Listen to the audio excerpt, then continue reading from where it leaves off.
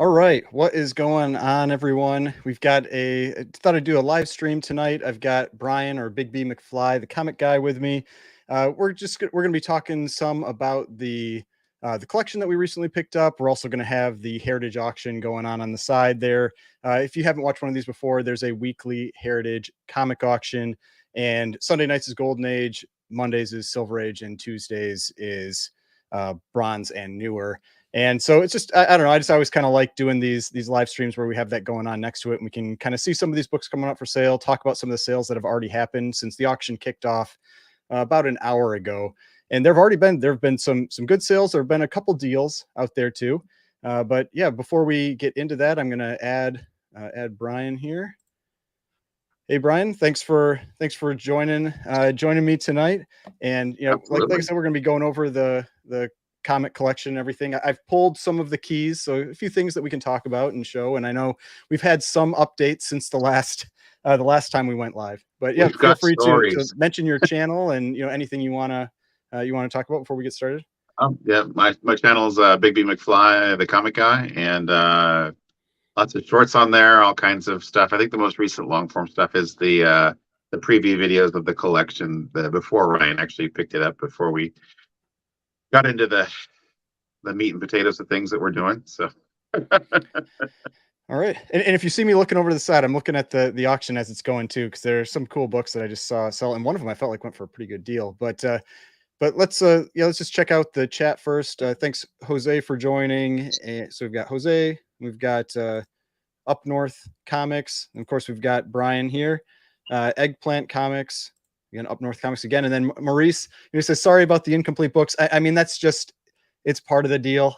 It really is part of the deal. But it really, like, the Detective Comics one didn't bother me as much. It was just one of those things where I was flipping through it and I'm like, oh god, like, coupon cut out of here. The action one, that one really sucked. Yeah. That one, the Action 89, that really did suck to have that missing. But I mean, oddly enough, that was also the very first book that sold. It sold for $125. So like I said, it still has a lot of value, being an Action Comics 89 and one of the cooler covers from that era. Like, a lot of people like that cover. And I got some comments in different videos and things about that. And I think it's one of those things where if you don't have that familiarity with the Golden Age and how things tend to work there, you might think that, oh yeah, when you just have a cover or you just have an interior, there's just no value there. Because if you're talking about Silver and Newer, that's more or less true, because there's so many copies that are out there that there's no real need to marry covers or replace interior pages and that kind of thing. But in the Golden Age, when you only have 50 copies or 100 copies or 25 copies, or they're prohibitively expensive, thousands of dollars, those pieces still have value. I mean, the one that I like to point to is that on Comic Link, there was that Detective Comics 27 cover that sold for over $200,000. I mean, just the cover. And that one surprised me even a little bit on how big that one went. But yeah, there's definitely value in those parts. That married book that we had, like you said, it like somebody snatched it up immediately as soon as you posted it, it was gone. I mean, so yeah. I mean, it sold in like under 12 hours, I think. I mean, it sold pretty quick. And because if you just want to have like that cover, like, on your shelf, I mean, that's, even though it's the wrong interior, there's still, something important there. That's a beautiful cover. Then we've got Flexopotamus, the Crime Suspense Story 17. So I think, yeah, there was one tonight, wasn't there? Let me check.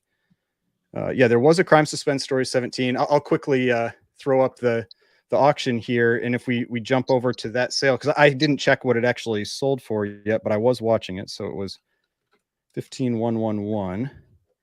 So that one went for 1,110 for a 6.0, and I had it going for 1,300. Now, granted, its prior record was 499, so you're kind of trying to estimate, but so it went a little low, but still that's a pretty good looking 6.0 too. I wonder if someone's going to try to bump it or something, just being the old label. Yeah. So well, how much did that Dale Evans go for? I have that book. Let's see. Was it did it just sell right before this? It was right next to it was right next to the one that you were just showing. Like, it popped up. Okay, 15,111. So let's check that out. Dale Evans, and this was a 9.4. Mile High pedigree, and it went for $456. So I mean that sold for what it did because it's 9.4 Mile High. Right. Yeah, I was just like, oh yeah, I have that book. But like this book, for example, I think that one was beating my estimate by quite a bit. 4-color 386. That's that first Scrooge story. I mean, I had it going at 1,800. Its prior record was 3,120, and it just beat that. So it's like this just broke its record. It had been pulling back in other grades. So it's like, I mean, I've been telling people, it's like books are still setting records. It's not like they aren't. And this is one of the golden age books that sells all the time. Now this one's interesting. It's interesting that this popped up right now. This was the book that I did the video about that I bought, that it was missing a piece out of the interior that was not disclosed when I bought it. And so you can see now it is 1 inch by 1.5 inch chunk off top of page, which does go into the art. And so that's why, because I paid like 1,600 for it. And what's it going for now? It's now at 840, and I returned it because I didn't think it had the value then. It's still a valuable book. Like I was thinking this is probably about $1,000 book here. And it looks like it's going to go for 840. But these Foxhole books, these are the ones that they're these covers by Jack Kirby, and there's just a ton of value in them. And this one has a really nice color strike. That's one of the nice things about it. Yeah, it looks really strong. It's beautiful. Beautiful color strike. But yeah, that was one where I mean, I've talked about that. You have to check everything. Like it doesn't matter where you buy it from. Like, I mean, this was from Heritage, and they had not caught that big piece was missing out of the interior when I bought it. And so, it doesn't matter. I mean, I still like, I like buying from Heritage. I love buying from Heritage, but you've got to check everything. But yeah, there were some, like, I would say the coolest book that sold tonight, actually to me, went low. It was the All-American 61. That's that first Solomon Grundy. Oh yeah, what did it go for? Went for 9,000. Its prior record was 9,900, but based on sales and other grades, and this one actually, I mean, it's missing a little piece here, but this is a nice presenting copy. It's a very, the colors look really strong on it. Yeah, I thought it was going to go for 1,100. I almost bid on it, but I was just like, I decided not to. I mean, I'm not like a huge Solomon Grundy fan. I like the cover. I like the fact that it's a first appearance, and he's a cool character. I mean, he's still around and kicking in modern comics. I mean, there's something to be said for that. He's the type of character I would not be surprised if James Gunn tries to leverage in some way. Oh, couldn't you see him in like Suicide Squad? He's kind of like an Incredible Hulk character anyway. I mean, yeah. So, but let's see. Let's check out the rest of the chat here. We've got Eggplant Comics. After buying the most recent collection, how much buying power do you have left for Heritage? I mean, I have a decent amount of buying power. I've very recently sold a couple of very large books as well. So some books people might be surprised that left my keeper list, but they did.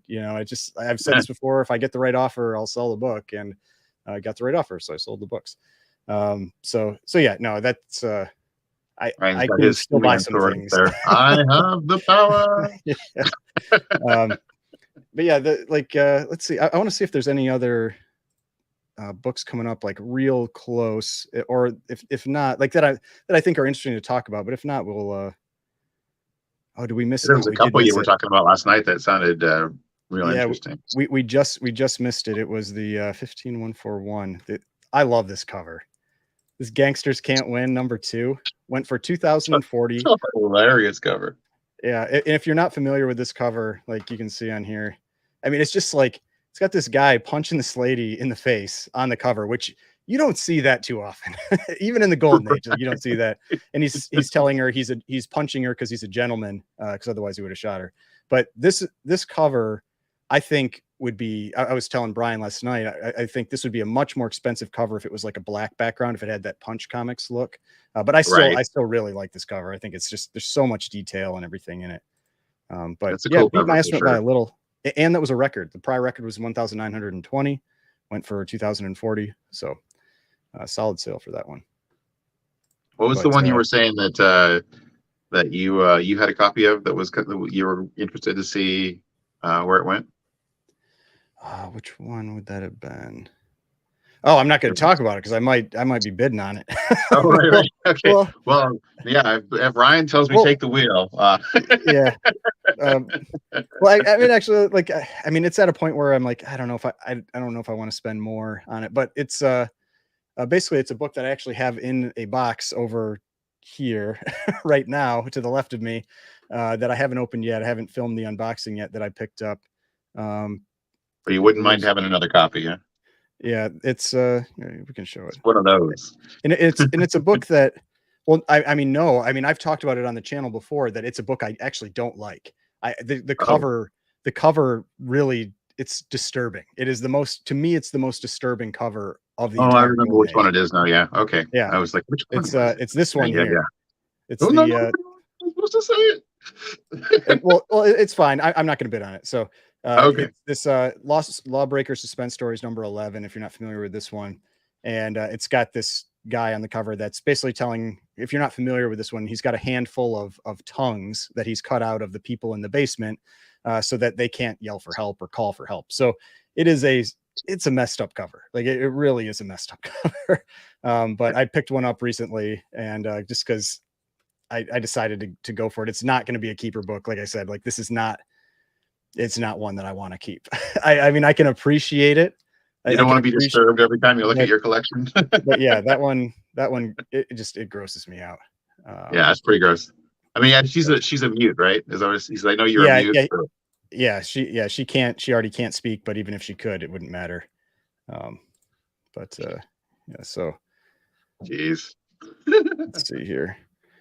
Good All right, stuff. let's see if there's anything else coming up like real soon. So we're at 53. I think we're good. Yeah, we're good to talk about some things for a little bit. So first we'll just check the chat again. I'm trying to do a better job keeping up with the chat. I always fall way behind. It's all good. It's all good. Got a lot of my buddies hopping in to say hi. That's cool. I'm suspicious of judging color from internet pictures. Do you think the photos can be embellished or manipulated? I mean, definitely people can, but Yeah. Generally, like if you're buying from like Heritage or something like that, they're just, I mean, they have some type of scanner or something and they're just taking pictures. I mean, I've bought a lot from Heritage and the books look like what they look like. I mean, when I get them. Yeah, but you can see like eBay, a lot of times people will punch up the colors and stuff. Oh, totally. And Instagram. I mean, yeah. I mean, and that's why, like, if I'm selling a book on Instagram, if I'm posting a picture of it, I will not touch the gain or anything at all on it. But if I'm just posting a picture for fun, I'll use like one of their little adjustments to, and usually to me, it's to try to get it to what it actually looks like. Because a lot of times, like if I'm taking the picture, you get like some reflection on a slab and it dulls the colors a little bit from what they actually really appear like. But I mean, there are definitely ones where I've seen them where like people really just like turn it up to 11. Their little filters are crazy because they have like the names like Los Angeles, Singapore. Yeah. I don't know why they changed that. Like I used to know which filter I liked, and then they changed them all. And now I think Clarendon is the one that I typically use now. All right. So this one jumped. I was thinking about bidding on this lot. It was just 3 books, but it's 3 pretty cool books. You had this, I think that's the Frazetta cover, Weird Fantasy. This magazine is Haunted #1 and a Captain Science. What is it, like number 7? What did that end up going for? Let's see. Sold for 960. I had estimated it at 1,050 for the 3 books. So I mean, when something's that close, it's more or less in range for where I think it's going to go. But let's see. Dan says Solomon Grundy wasn't part of his childhood like other Batman villains. I mean, he is still in some of the cartoons. I mean, he's definitely a recurring character in some of the cartoons. So I mean, he's not someone like the Black Terror, from the Golden Age or the Fighting Yank, where it's like I never knew about those characters until. I mean, he's had a meme made out of him. Solomon Grundy just wants some damn pants, right? Or that was it was Grundy and one of the other guys. They just want some damn pants. Legion of Doom characters. I'm gonna close this for right now for a little bit. We'll talk about the collection a little, just some updates since we since we last Last came we on live here. chatted. Last time we were in the euphoria of and happiness of actually closing the deal, and now Yeah. we're in the And now realism it's the depression side where I'm like, oh man, I got to try to get my money out of this. Like, because we were thinking of calling it the 24/7 collection, just because it costs $24,700. Like I've talked about that in the other live stream, right. and Right. but now I was joking I should maybe call it like the break even collection where, I'm just like trying to break even on it. Now We're gonna go get that thermometer for the background. yeah, yeah.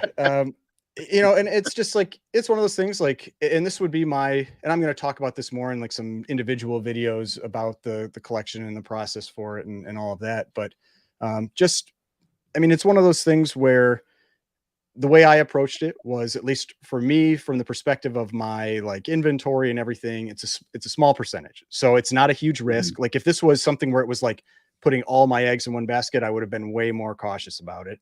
But not a huge risk. So that's something like if you're ever looking to buy collections, like consider that. Like that's something you should consider. And then it's just like you're kind of like hoping that, like, well, I'll say I did a very good job approximating what I thought the value was based on what now that I've gone through it. And so I was pretty close on where I thought that value was going to be. And you just kind of hope that like maybe there's a few in there that are higher grade that are going to, because I never saw the books at that level. Like I could see them on your video, but it's not like I could flip through them or, you know, that kind of thing. And so you hope there's a few in there that are higher grade, and then you add a little more value that way. And it didn't really turn out that way. So it's like, it's more like it is what it is. Which It's been an adventure for sure. I mean, it hasn't been anything as smooth as we'd hoped, but because I mean, even from the get-go, from when we went over to pick up the collection, there was some bumps and well, yeah, I mean, so it's a few things like we had, I think we did talk about this when we first picked it up though, but it was when we went to close the deal or that like the right before, he's like, oh, there's some books I want to keep, you know, and so then we had to go through the full list of like books he wanted to keep. Like in reality, when that happened, it's like in hindsight is 2020, right? You know, it's like probably should have been like, no, it's got to be all or nothing, and then just force the issue. But we didn't, and we instead kind of like went through and picked out individual ones and that kind of thing. And so there was that. And then I will say at least one thing he did do as a result of that, like the Action 89 and the Superman 61, is you went over there and you talked to him about that, and he didn't totally give us another book, but a very low cost into another book. So that the graded book that's going to be coming. Well, so we went over to pick up the collection. So last time we talked to everybody, we had you were mailing me the check, and so the check arrived, and I went over to pick up the collection. And the first little bump in the road we had was when I walked in the door. He says, "Hey, I need to talk to you about a couple of things. Everything is in the boxes that after we negotiated, but there were 3 books that had slidden off the pillow on my couch off to the side that I didn't see, and they were ones that I wanted to keep." And I was like, I had the check in my pocket, and he says, "So there's this Popeye magazine, and there's this what was it, A Journey into Mystery, and there's a Disney comic." And I'm like, well, it's all or nothing. You know, I'm the steward of Ryan's money here. I'm not leaving without these books. And he's like, well, man, come on, can't you work with me? And I'm like, no, I can't. I'm like, I can just say goodbye and send the check back to Ryan. And he says, no, well, really, the most important one to me is this Popeye book. And I said, I'm sorry, you know, everything that was in the negotiations was part of the negotiations. And he says, oh, okay, well, how about I give you guys like $100 plus towards another book in exchange for that Popeye book? Well, Ryan and I had just had this conversation the night before about how Ryan wasn't real thrilled about that Popeye book. And so I'm like, all right, I'm making a judgment call. Well, and it's not that I wasn't thrilled about it, but I was like, there's not a lot of value in that book. Yeah, he had it marked at 100, like 125, and you were like, yeah, we'd be lucky to get, you know, like 10 or 15 out of it. Yeah. So I was like, all right, he's going to give us $100+ towards another book. I'll make a judgment call, sure. So I let him keep the Popeye, and I left with the books.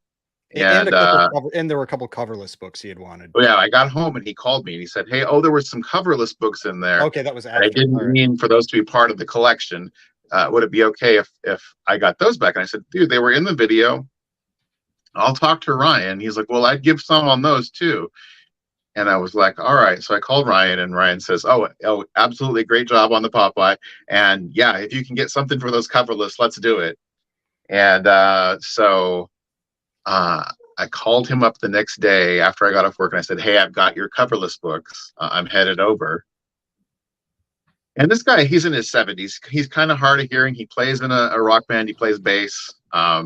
He, so I show up and I'm carrying the coverless books in my hand, and he's like got his hand in his pocket. He's got his big old his hoodie on. He's got his hands in his pockets. Where are the books? And I'm like, I'm carrying them. He says, "Oh, I thought you were bringing books over to sell to me." He said, "I just made another $18,000 today selling antiques, and I'm in the market to buy comic books." And I'm like, "Oh, okay, great." And Ryan, you had given me a list of like 5 or 6 books to target that we wanted to get for the Popeye and for the coverless. And so I started listing off what we wanted, and I said we want the one with the ants and the honey on the cover. It was a Marvel Tales, right? Yeah, it was a Marvel Tales, yeah.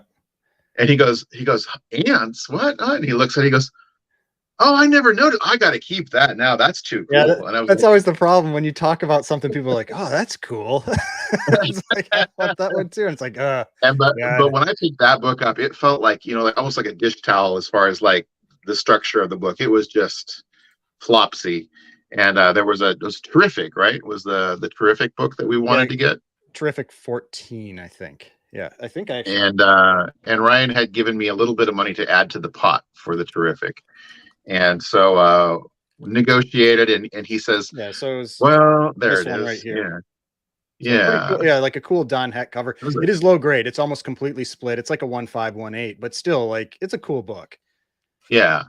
And he says, "Well, I don't really want to get rid of any of those. I guess I'll just have to give you that Popeye back and let you keep those coverless books." And at that point, I'm screaming in my head like, "No, no, no! Let me make this deal happen." So, we talked and got all buddy for a little while. He says, "Well, okay, I guess I'll let you have it." So I walked away with the Terrific, and yeah, because he was saying, "Oh, I don't need money now. I made this $18,000 today. Why would I'd rather have the books than the money." But if you're not familiar, this is that Marvel Tales 119. Like, it's a cool cover. It's got this guy who's buried in the sand with a bunch of other skulls, and this person has honey, and there's ants all over, and they're basically gonna dump the honey on him, and it's gonna be a bad day for him. But yeah, I mean, it's a pretty gruesome cover.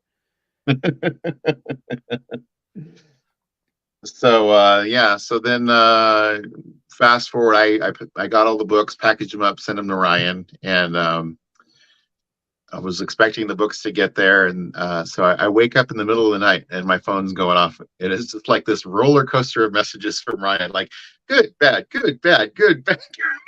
I think that was when I went through the 89, right, and then the Yeah. 61. Yeah. Yeah. So I called Ryan up. I was like, "Is everything okay?" And he was like, "Well, I was just going to look at one book, but then this happened, and then now I'm like, I've just got to start looking at everything." Yeah, and I still have it. I mean, but that night I checked all because like the I've got them. I don't know if I have all of them here, but some of them. But there's some of these like big logo DC books. It's like there's like this Adventure 98, which, like, if you're not like, big logo just means like it has the really large head, Giant logo, yeah. And I mean, they're the ones that, at least on the superhero side, was where like a lot of the value was going to come from.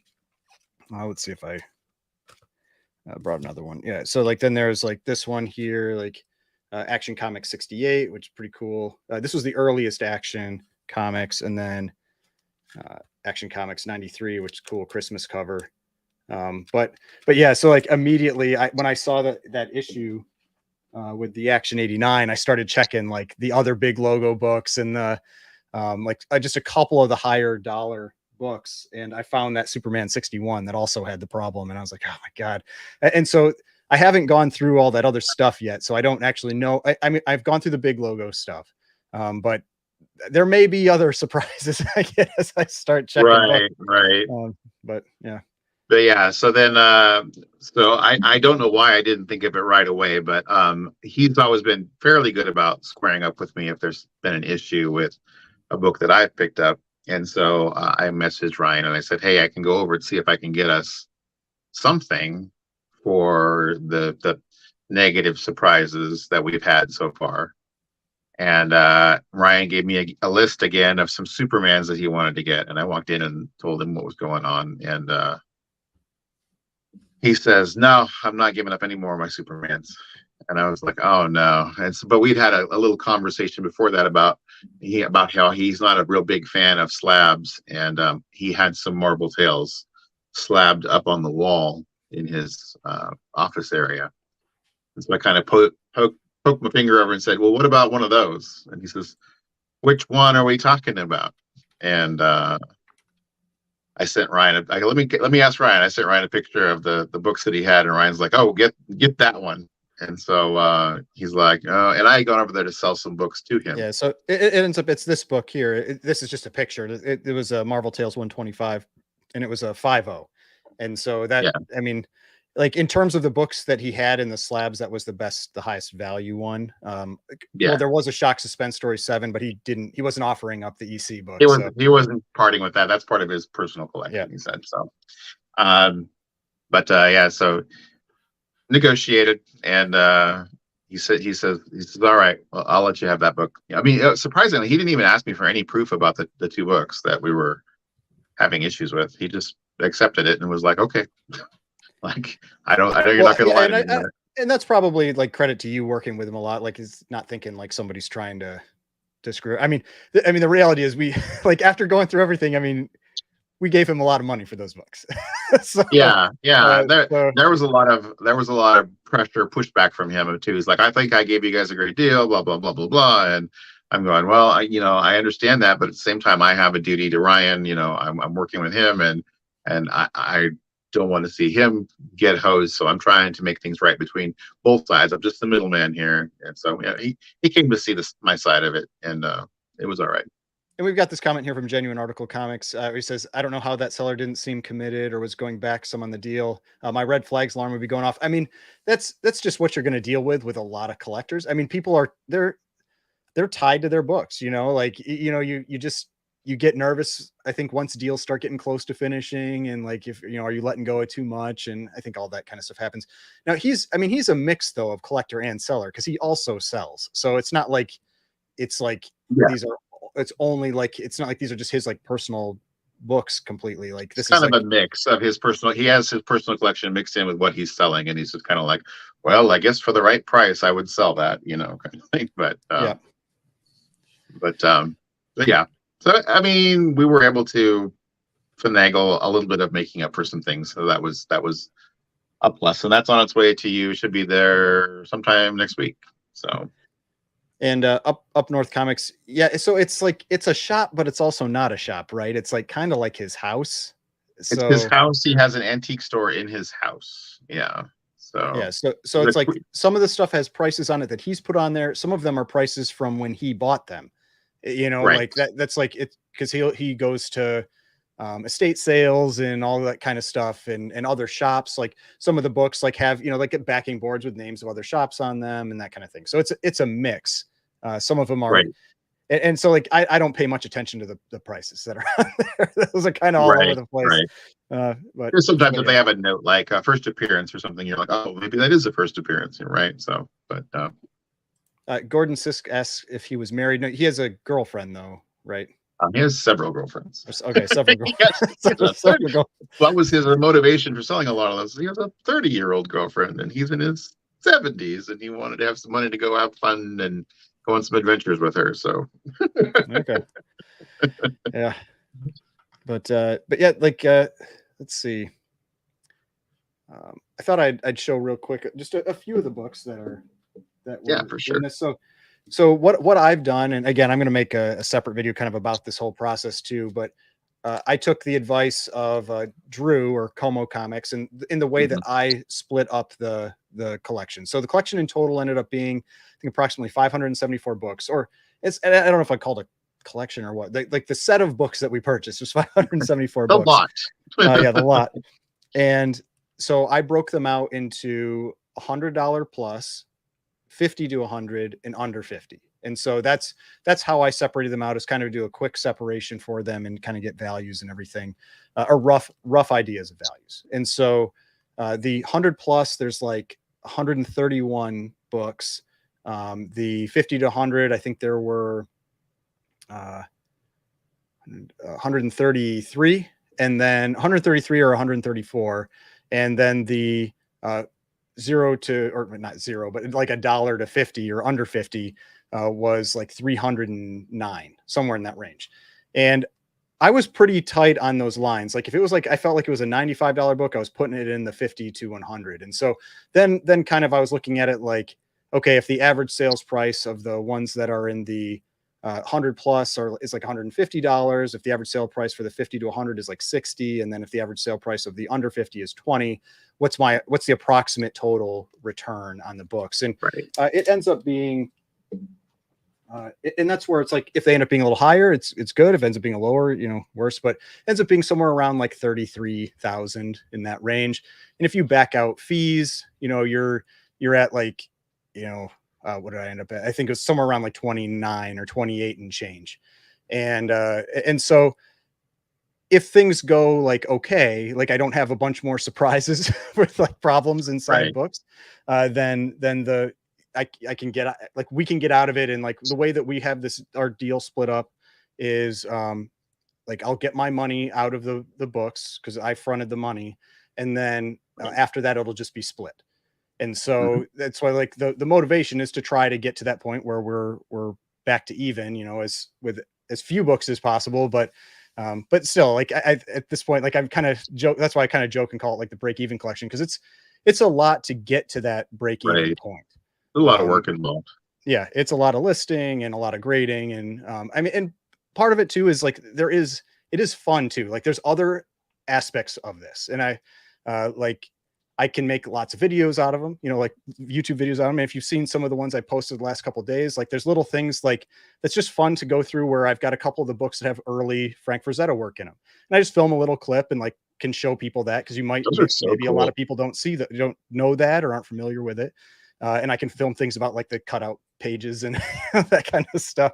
And so there are other, enjoyable parts about it, not necessarily just like making the money, but I do have to think about like the time investment and everything too, because listing books it takes a lot of time, and I count all the pages. I mean, you got to, in a lot of these Golden Age books, you've got to look up their actual page count on like Grand Comics Database or Go Collect or one of those places, because it can be all over the place, like super random page counts. But yeah, no, I mean, there are other fun parts of it. But so I just I pulled some of the books in that 100 plus tier. Just thought I'd show those, and I had shown a couple of these already. Like here, I'm just gonna, I don't know if your chat's getting away from you again. That's fine. Let's see if I can. I don't remember how to make myself the primary screen. You just click on your picture and then say solo. Oh, there we go. Yeah, so we've got this Action 93, which is Christmas cover. Actually ended up being a decent presenting, or a decent copy, like decent condition copies. So that one was nice. The Action 68 is, like I said, the earliest one. I think it's 1944. Yeah, January 1944.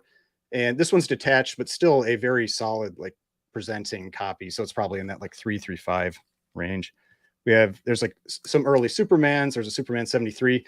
He did end up keeping a fair number of the early Supermans, which is unfortunate, but like, to try to like get them back from him, his prices were just too high, like to get them back into the deal. And so we didn't end up getting a lot of those. I wish we had known that he was going to negotiate on the price after we picked up the pile, because we didn't know. But then we had this the Marvel Family 77, which is just a pretty famous Marvel Family cover. It's a lower grade book. There's some like color lift and things on it, but I mean, in Mylar everything looks great, right? Yeah, it looked beautiful. There weren't really early detectives, but there were Detective Comics.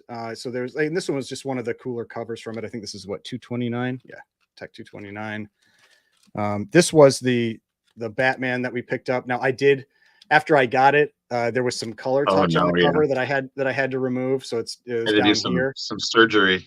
Yeah, and so I mean, it's just like one of those things where I was like, I saw that, I was like, that would be like my probably the other more frustrating one was that this one had some color touch on it, but it's not a huge surprise with this book. It's fairly common because of the black, but just the type of stuff you got to check for. And then That's a big key though too, right? It's first. Yeah, it's the first or you call it like first villain, but maybe super villain team up. It's Joker and Penguin. Right. So then let's see. I broke these out into like different groups. Like this was just a couple books I pulled that are kind of the more obscure stuff, but they still have value, and it's important to know about these types of books. This one was Police 115, which these late run police comics can have quite a bit of value because there's not many of them out there. And so Police Comics 115. And then this was the one. This was one that we had to use Google Lens to even figure out what this book was, because so this is actually called Single Series number 5, and it's considered Fritzy Ritz number 1. It's a very rare book, and like we were trying to look it up based on the title, and even the indicia wasn't real clear on what it was. But once you look it up on, it's a better copy than the one they had the picture of in. Yeah. What was it? On Go Collect. That's always funny to me when you've got a book that actually looks nicer than the one that they had to use for Go Collect because there's so few images. I think there's one like Mile High or something. There is one really nice. That one was really hard to figure out. I remember we were just going back and forth, and you were like, I don't know. I'm like, let's look a little close. Maybe we'll use Google Lens. Let me take a picture. Yeah. Then on kind of I'll say like the cartoon side, like one of the areas that had some definite value were like the Archies. And so this is Archie number 23, which was the earliest one we got. There was I think there was a 15, but we didn't get that. Yeah, there was a 15. It was a little rough. Though. Yeah, his price was a little too high on it, but yeah. So there's an Archie 23, and these are just a couple that I pulled. There are other ones too, and then Archie 46, which is one of the more well-known kind of like good girl art type covers. But yeah, so Archie number 46. Then this was one that I wasn't familiar with, and so this is why I had to check every book, because some of these I'm very familiar with certain genres. There are other genres I'm not familiar with. The Golden Age is huge. There's all kinds of stuff that's out there from it. And this one right here is 4-color number 113. And this is considered it's almost like Popeye number 1 because it's the first time they started doing unique stories, like stories that weren't like previously from like comic strips and that kind of stuff. And it even it says it on the title right there. It says introducing for the first time Popeye comics, specially written and drawn for this book. And so this was a nice surprise because I didn't know about this book, and I was going through and I was just like trying to group them into those 100 plus 50 to 100, that kind of thing. I was typing them into eBay to get like some comps or quick comps, and this one popped up as there's somebody that's some crazy high price on one that's ridiculous, but still the value is definitely there for that one. So this is a cool one. So if you ever come across 4-color 113, there is a lot of value to this book. That's the type of thing that's that little bit of knowledge that can be helpful. Like you could be flipping through boxes and there's a bunch of Popeye books, and most of them are only worth like $5 or $10, but then every once in a while there's something that has a lot more value. Then there was this one random gold key, Jetsons number 1. It's a lower grade book too, but still, Jetsons number 1 is a pretty cool book to come across.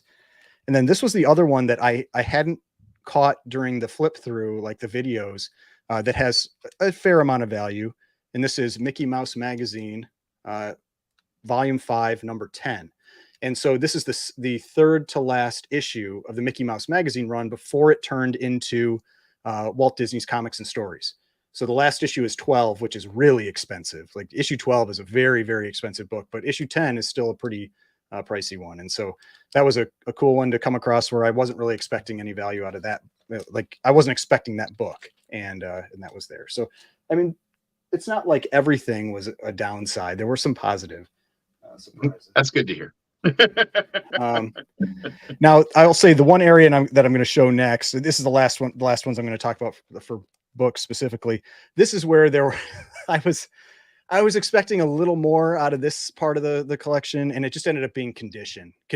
This was for the pre-code horror stuff, and while it's still cool to have those books, they are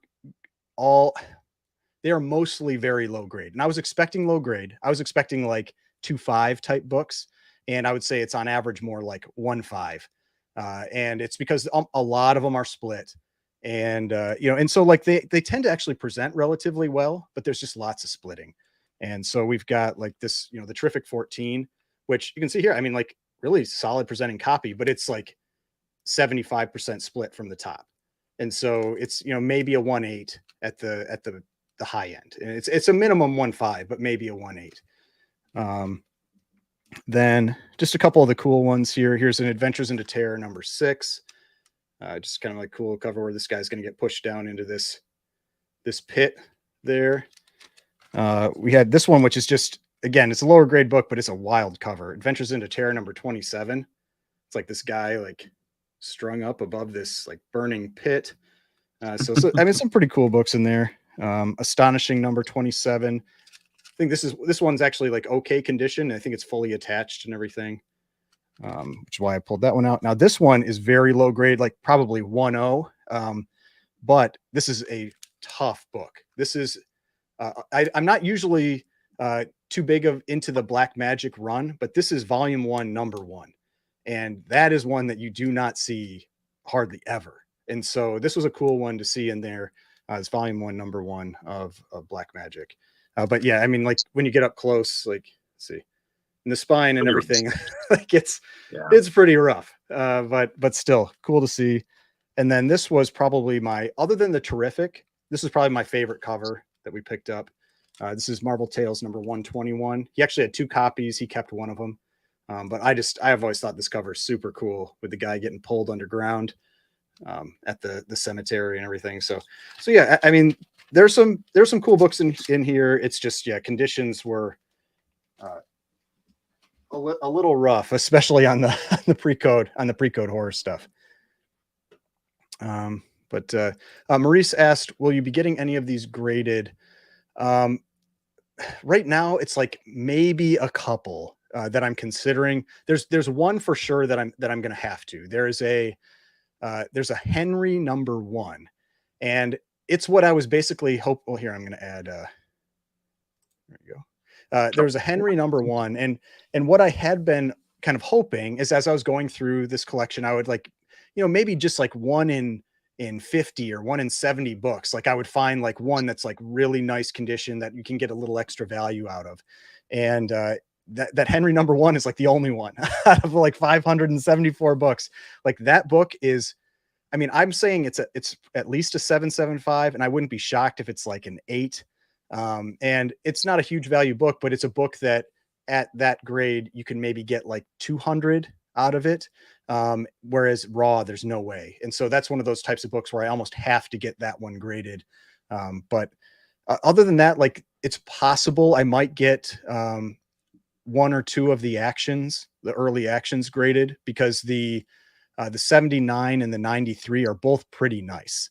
Let me see. I think I have what was my grade estimate? Did I grade the 79 I have as a 5.5, and the 93 I think I have as like a 6.65, maybe even I think somewhere in that range.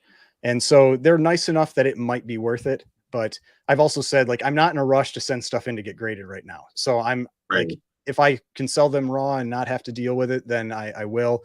If it comes down the line, like further on, then maybe I'll get them graded.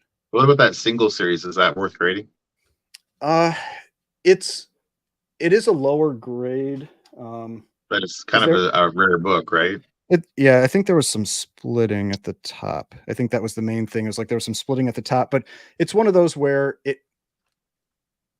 what I will probably do is I'll list it raw. And this is what, like, for anybody that's kind of wondering, like usually what I'll often do is I'll often list books raw in most cases. And then if I get around to where I want to send some books in, I'll pull the listings if they haven't sold, and I'll go get them graded. Right. It's if I don't need to put the extra cost into it, I don't want to put the extra cost into it. Right. Right. But that's one that it's rare enough that it's tempting. But the Mhm. I don't know. Like I'm just not sure if I want to spend the money on or not. I do think it's probably I don't really know the value on that one. I haven't looked it up yet. I just know that it's easily over the 100 mark, and so that's why Right. it's up in that grouping. I'm glad we got that one. It was a questionable one for a bit there. Yeah, no, it was one that he had pulled on his let me see if I had uh, the list here. Like that was one of the ones that he had pulled that we were going through to try to determine like if based on the pricing that he had, did we want to keep that one or not? And I was on the fence with it. But then once I found out like how early that book was and really how rare it was, I was like, we just have to take it. I Yes, mean, like it's like 1930. What 1930? What is that? let me check. I don't know if it's 39. I don't think it's 38. Single I thought that one series. was like we thought it was solidly in platinum. It's 39. Single series 5 Okay, is so 39. It's that's I think it's a little that one's a little after Action 1, but there were a few books that were well before, like the Mickey Mouse magazine books, which I didn't bring any of those over here. Those ones there was at least one that was 1937, and then there was I think like a couple 30 like 1939s in there, and so uh, I mean yeah, there are a fair number of books in there that are from that era. It's just that a lot of times like those books they're not huge demand books, like they might right. have value, but you may have them listed for a year before they sell, just because it's a pretty niche collector market when it's like these more like cartoon type books, like, I mean, or like Fritzy Ritz and that kind of stuff where there's a limited demand for it, even though they are Right. really cool, like unique books. What was it? You had the comics number. Was it 3 or number Yeah, that was one I wanted. Let's see, which one was it? It the was baseball cover? Right. Yeah, let me find that. I think I organized these in. Yeah, there we go.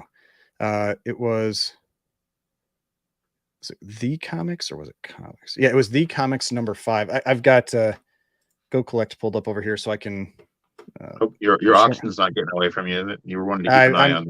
this is what always happens. I never get to bid on stuff because I get distracted and Well, is there anything that you're wanting to bid on that you're needing to keep an eye on? oh, the Lawbreakers. Let's see, that one sold. It ended up selling for 4,080.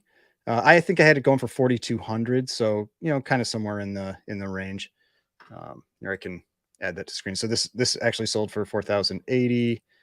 There was, man, this book, I don't know, it just kind of like shot up out of nowhere. This Planet Comics, it has gotten so expensive. This Planet Comics number 39.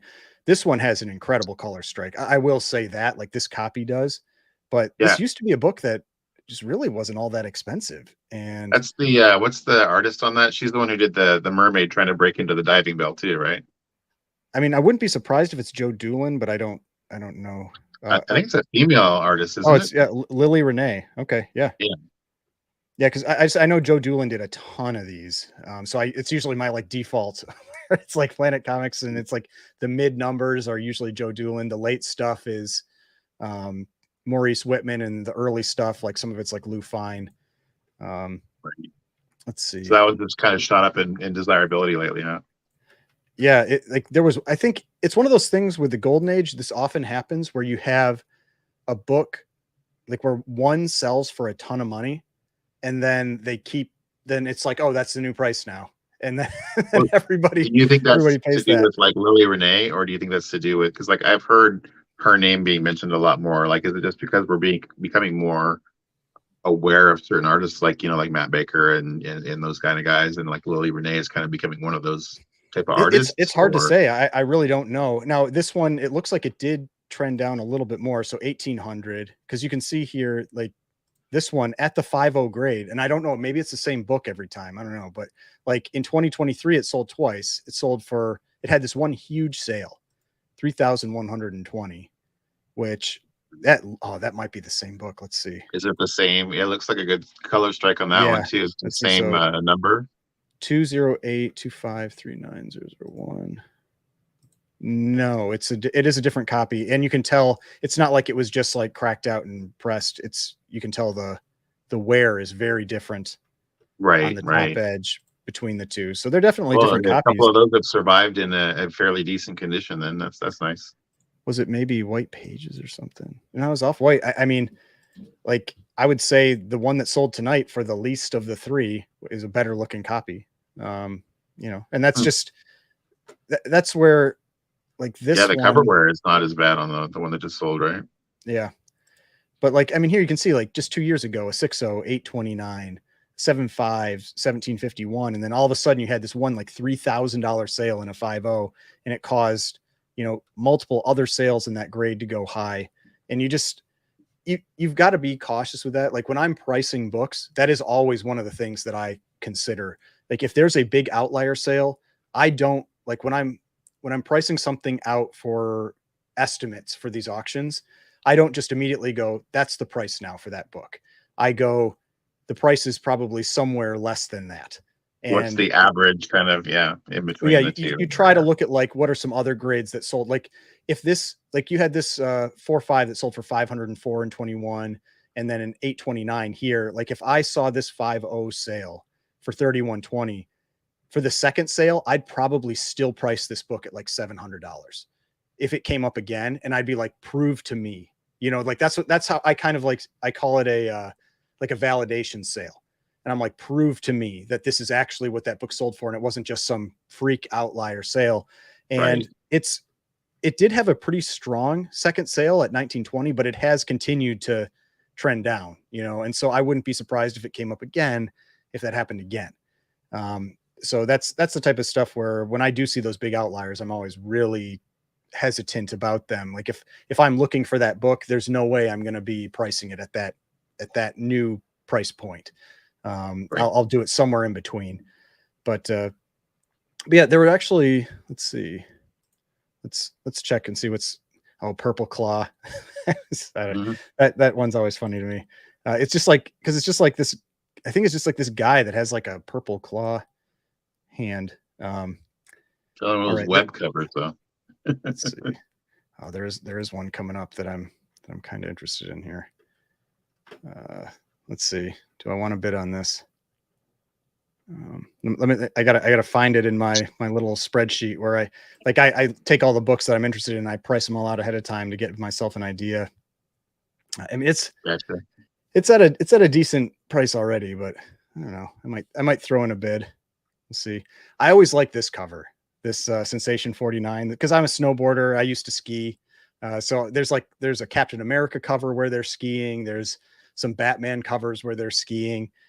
So I always, Right. I always think these are kind of fun. Like it could be something you could like frame and put up on a wall at like a, place where, like, or get So, like a print made. mental note: Ryan likes the winter sports covers.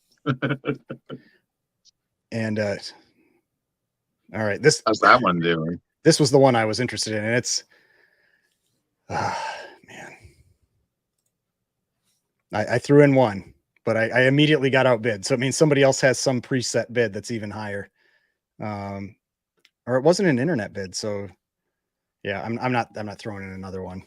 I'll They're let just someone else right take there that. waiting for it. Huh? Yeah. Well, so the way it works is, usually if it bids back immediately, what that means is that somebody has set a price that's higher already.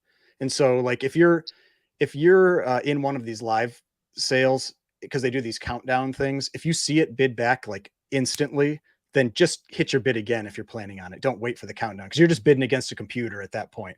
Because like that somebody might have said like they're willing to pay 6,000. They put their high as 6,000, and so it'll auto bid back at the next increment when you're in there for that person. Um, but So did but yeah, that 7Cs, did it go for what were you estimating it was going to go for? I had it estimated at 5,100, and it went for 4,320. Um, it's one of those where it's a raw. They had it as a 5.0. I had taken a close look at this one to see if I thought it would get a 5. I think it has a pretty good shot at a 5. I think it's probably somewhere between a 4.5 and a 5. I mean, there's a couple longer creases kind of like along the spine there, and just a little bit of wear on the corners and edges. I mean, I think a 5 is pretty reasonable. But this is a book that those 7 Seas books have gotten way more expensive. Like I picked up a 4 recently, which is like the main book of that. Like the 2 biggest books in the run are 4 and 6, and then 5 is a little lower on the list. But like you can see here, like if this is legitimately a 5, it's probably graded maybe 6,000, but you're still taking a bit of a risk there, you know, like, and I wouldn't say like a much of a risk, but is it worth spending that money? And then you got to spend all the money to get it graded and pressed and cleaned and all that kind of stuff too. And so that's why I always consider when I'm buying a raw book. Looking at the pictures, seeing is it going to get any better than a 5 if you possibly get it, you know? Well, because that's what I'm usually looking for with, because Heritage is, that's one of the things that they are fantastic about is high res photos. So it's like, I mean, like you can see every detail of the flaws, and they have the back cover too. And so what I'm often looking for is a book that I feel like they've undergraded. And then, you know, I can, like, even if I pay the full value, the perceived value, I can then go for a higher grade. And I've bought a few books in the past that I've gotten some pretty nice, you know, higher grades than what they had it estimated as. And, but I mean, I think a 5 seems pretty reasonable. And I don't think that was a bad purchase. I would have probably thrown in another bid, but I'm not like in a huge rush to spend a bunch of money right now. Right. You've got things to do right now. Yeah. But yeah, so that's 4. If you're not familiar with, or that's 6. If you're not familiar with 4, this is what, and you can see kind of like the 4 is a pricey book. like here's the 5.5 that went for 19,000 in August of last year, also on Heritage. And it's this cover where, and these are all Matt Baker's. 4 through 6 are Matt Baker's, and this is considered like one of his top books. Like, for like the quote, like good girl art stuff, like this is like the considered often like the number 1. If you don't, as long as you don't put Phantom Lady 17 in that category, Phantom Lady 17 price wise is always going to be the top book, but it's in a tier by itself. Yeah, but this one, I mean, there was a, what was it, a 9.2? Yeah, the 9.2 Crippen sold for 81,000 last year, which, I mean, thinking about it, like that was actually probably a pretty good buy. This is the highest graded copy, and I figure it's probably, if it sold today, I wouldn't be shocked if it went for over 100. Like Baker stuff is just going nuts. And speaking of Baker, there's a question in the chat about the All Top number 16, which had a huge sale. That I had been watching that one. So we'll jump to that book. That was 15041. Oop, did I type it in wrong? Oh, it's because I was in the wrong. Yeah. All right, give me a second. So it was 15041. So that's this book here where you've got Rula battling this octopus. And this is one of the top tier, like good girl type covers for Matt Baker. And I mean, this is a 2.0, went for 1,800. I had it going for 1,300. So beat my estimates significantly. And I'm not like super surprised about it just because the Baker stuff is just all going nuts right now. There's a few Baker romance books coming up. But that one is, and this is a solid looking 2.0. You can tell there's a lot of splitting. Let's see what they've got. So cover reattached with tape. So it's a detached cover. And you can see like all this splitting along the spine. So what are your thoughts on like the Baker, the hype, all the hype around some of the certain artists? Are you thinking that are we seeing like too much focus on those guys, or are they well, my opinion on Baker is for certain types like this, like 7 Seas 4, 6, Phantom Lady 17, those types of books, I think the hype is very justified. There's a little bit larger collector base for those books. The romance books, there's not a lot out there. I mean, so yeah. The romance books though, that one has surprised me. Like that is like the level of like fervor for those romance books has just been wild. I mean, just unbelievable. Where um, Does that I would pricing kind of scare you off a little bit, or oh me, yeah, I wouldn't buy that stuff at those prices. There's no way. right? Like I Okay, mean, if I had those books, I would be putting them up for sale, and then mm, hoping maybe they drop a little bit in the future, just when this hype ball dies gotcha. down. Because I just it's not, to me, it's not a sustainable trajectory. Like there are certain romance books that I get, like why, like they are going for the price. They can go for these like big prices, but right now it's like everything. It's like Right. these like the covers that aren't that good. It's, and not I meaning his mean, art, but meaning like the story that's on the cover. That's usually what drives the value in a lot of those Baker romance books. Is like it's like a story on the cover that's like a little more like, call it like so like sultry or dirty or whatever you want to say. And the like there's one where like a guy is like the girl on the cover is like hooked on drugs, and he's like dragging her on the floor and this kind of stuff. It's I'm like gonna there's get some of my these like money's more worth or violent whatever. covers. Yeah, that one's a rough one. Yeah, it's like those ones, these like well-known covers, but right now it's like it's literally everything. And if it's above a 6, it's just like it's like you're writing your own lottery ticket, or writing your own Maybe. ticket. It's like almost guaranteed to be a $6,000 to $10,000 book right now, which is I mean, wild. well, you got like some of the big keys, like what Cinderella Love, the party cover Cinderella for Love those. I mean, 25. Yeah, that yeah, I that mean one, that's and that's one of those tricky ones, and that's where Cinderella Love 25, um, because I mean, I can respect that it is a book that a lot of people like and that they spend a lot of money on. I am not a huge fan of the cover personally.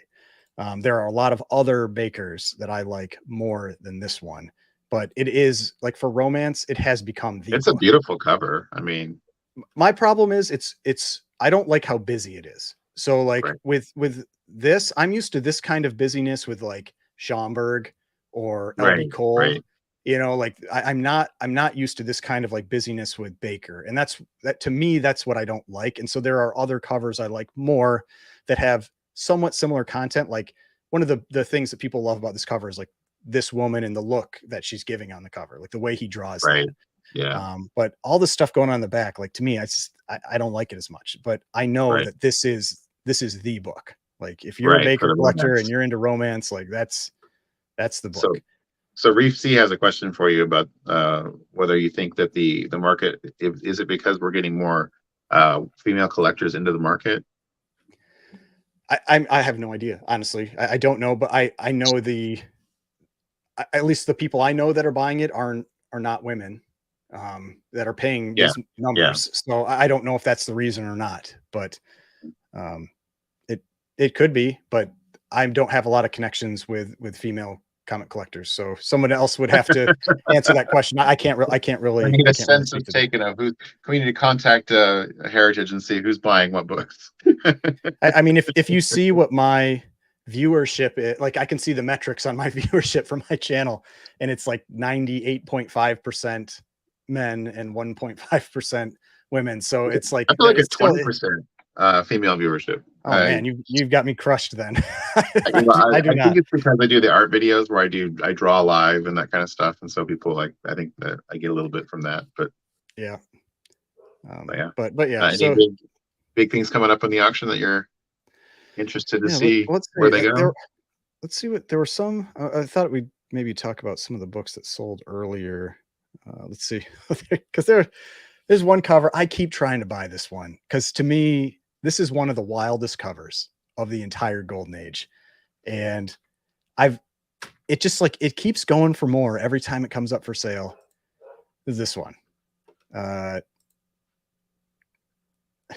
it's this dude pistol whipping a bride Oh my on gosh, it's the just right cover. after they got punching the lady.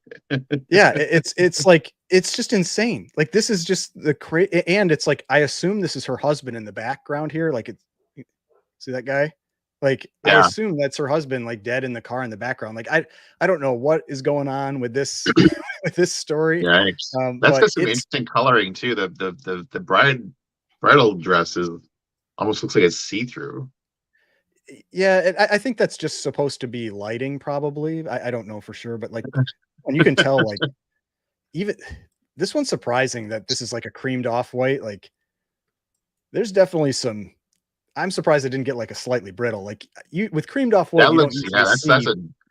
I got pieces. rid of Steppo when I looked at some books that I had picked up from the seller that we bought our stuff from, and I returned them to him because when Steppo and I opened them up, they were very brittle, and they were that kind of brownish color around the edge. And we've got Pam in the chat. She says, "Girl here, not collecting romance personally, just saying it's you guys." so, Yeah. so there All we right, go. Pam. But yeah, I appreciate your insight there. Right. But yeah, this cover is just insane to me. Like there's certain covers where it's just like I hadn't even seen this one until maybe like a year and a half or 2 years ago. And I remember I was like, it was in some auction. I was scrolling through and I was like, what is that? You're just What like, is that that is good? Is that a good wild. price for it that it went Uh, for? I had it going for 500 and it went for 504. I mean, it went for Okay. right in line with what I thought it would. It was a Okay. record. Its prior record was 480. Um, Okay. but No, it's a great yeah, cover though. I mean, as far as like shocking covers go, it's right up there. yeah. Let's see. Talked about, see if there's oh yeah, there's this one here this one had a surprisingly good sale. This International Crime Patrol. Let me find it here. 15169. So International Crime Patrol. Now it's a 6.5, went for 1440. I had it going for 1100. It's interesting though, because the exact same book sold for 3,120 a little while ago. And so you might say, like, why do I think that's a good sale? So I think if we international crime, and I'll show you why. I think somebody probably regretted the purchase or something like that and Mhm. just wanted to get rid of it because maybe they didn't realize that this is an extremely sun faded cover, or at least I think it is. I don't think that this is like a printing thing. But so if we look at International Crime Patrol, you can see a 7.0 went for 4320. This is that 3120 for a 6.5, and it is actually the exact same book. So is it? It's supposed to be So a lot redder cover than it's supposed to be the bright there. blue. So I'll show the 7.0, and you'll see what this book is supposed to look like, and it's very different. So you know, like when you jump between these two, Oh like you can wow! It see almost like looks like they just didn't even put the blue on it. yeah, and that's why I'm like, maybe well, the only reason I was think it's actually faded is if you look at the look right here, there was probably a sticker like right here. Somebody And put it so in the window. this was left in the sun or the window or something like that. And It's so interesting that it didn't affect the reds and the yellows that much, but yeah, the reds still look pretty good. I mean, you can tell they're definitely brighter on this one, right, but yeah, it killed the blues. The blues just yeah, got destroyed on this one. And I think that's why, like, when I'm pricing stuff out, that's the type of thing that I was looking at where you can see that like all these lower grade ones, like the 4.0, like they'd had more recent sales and they're way lower than these 6.57s. And so, and I think the other thing that may have also hurt this is that you had a Promise Collection copy pop up that's a 9.4. And oh so, wow, let's see here. So when you look at that, you're like, oh, this used to be near the top. You know, a 7.5 was the best book. And that's where sometimes when you have that stuff happen, like when a 7.5 is or no, it looks like a 9.0 was the best one. But when you're like second on the census and now you're third and there's something that's way better, you have to be a little cautious with paying huge premiums for books that are pretty far away from those like nines. Cause they pop up, you know, like a collection is found and then it pops up and then people go, it's like, oh, well, maybe it's not worth that premium anymore. And, but this one, I understand why this one was paid. A lot was paid for the 7 because it's a stunning copy. I mean, the colors are just incredible on it. But yeah, so so I thought that was an interesting one to just because of the really big difference in color strike, or not color strike, in color because of the fading. But Collecto6 Steppo had commented that he feels like the number of collectors with money for Matt Baker has increased, just not in the last 6 months. about 2 years ago. So. And yeah, I did watch. So I know she mentioned this. So this is in reference to Up North Comics. Says Karen from Karen's Pages covered that topic and said she collects like a dude if she has to put a label on it. And That. Yeah. and if you haven't checked out her channel, I highly recommend it.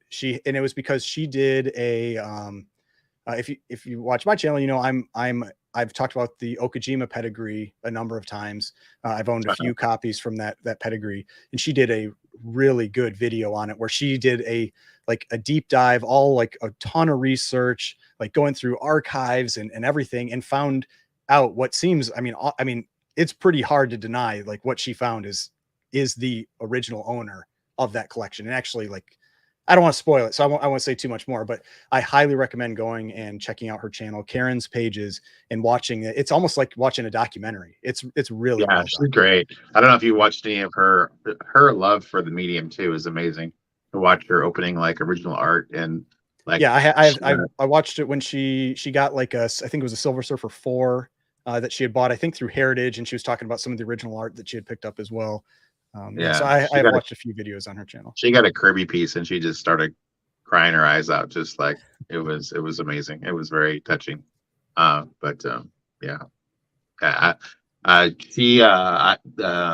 Bryce Comics reached out. He was asking for somebody if anybody knew anybody who had any experience with original art, and I hooked him up with her to interview on his channel, and just blew her channel up. Yeah, original art, that's a tough one. I've talked about it a few times before. I mean, you can approximate what you think things might go for based on like what other items have sold, you know, by that same artist and this kind of thing. But I mean, in the last year, I would say even in like the last 6 months, original art has gotten just wild. Like it's like any cover, like from like if it's a golden age cover, like 20,000 minimum. You know, and Right. it's just like it used to be like they might be like 3,000 to 4,000, or you know, a few pages you could get for a few thousand. Now it's like each page, you know, 5,000. You're just like, Right. because And back in the day though, stuff.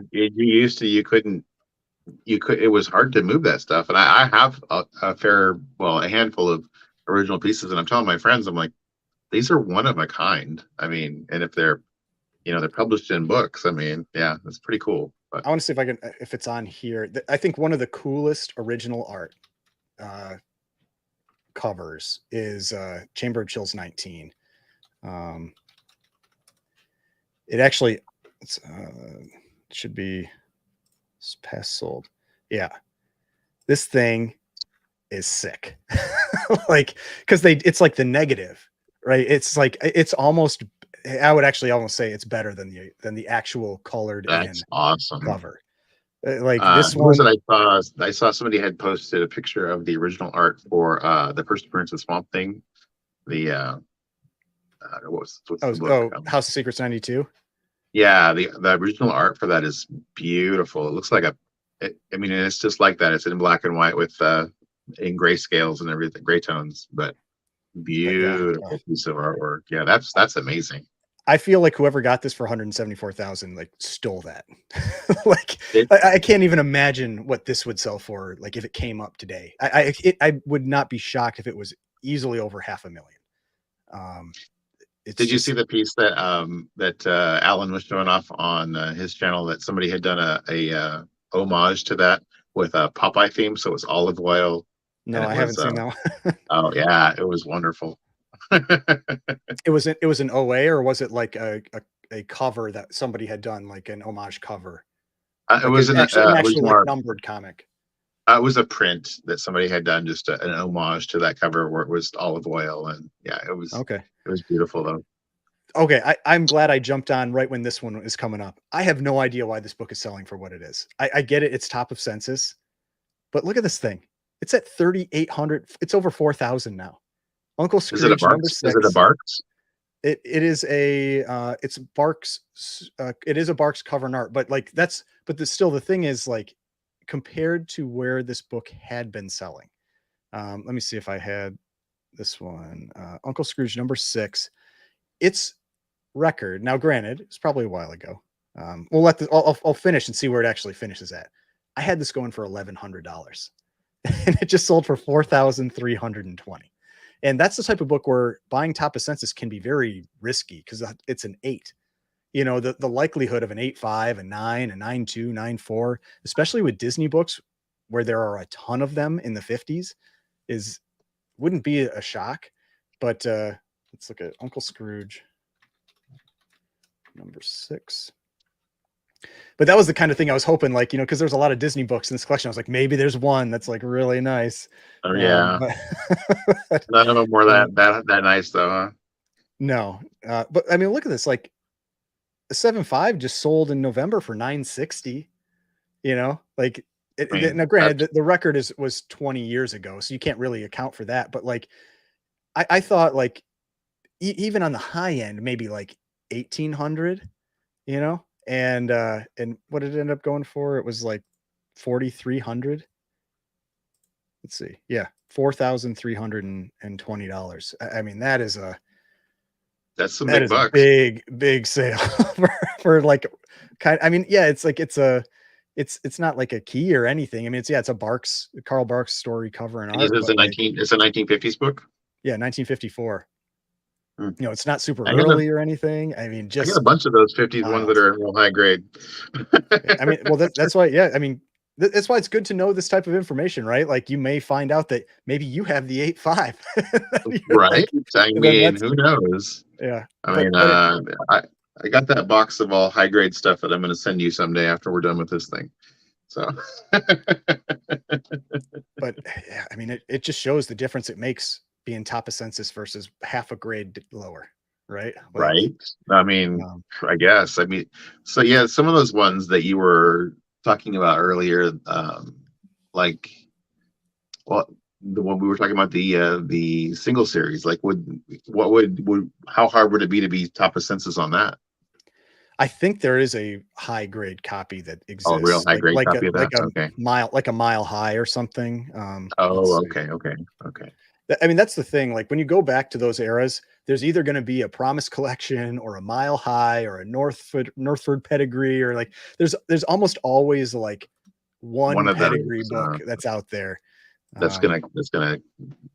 Yeah. I don't remember if there was on this. Oh yeah, Edgar Church 9.0. So yeah, there is one, and it's and you can see like the colors and everything. It's like, that's why like the one that we have definitely has some like sun fade or something like that. But still, it's like, it's better than the one on Go Collect though. It's nasty. It's brutal.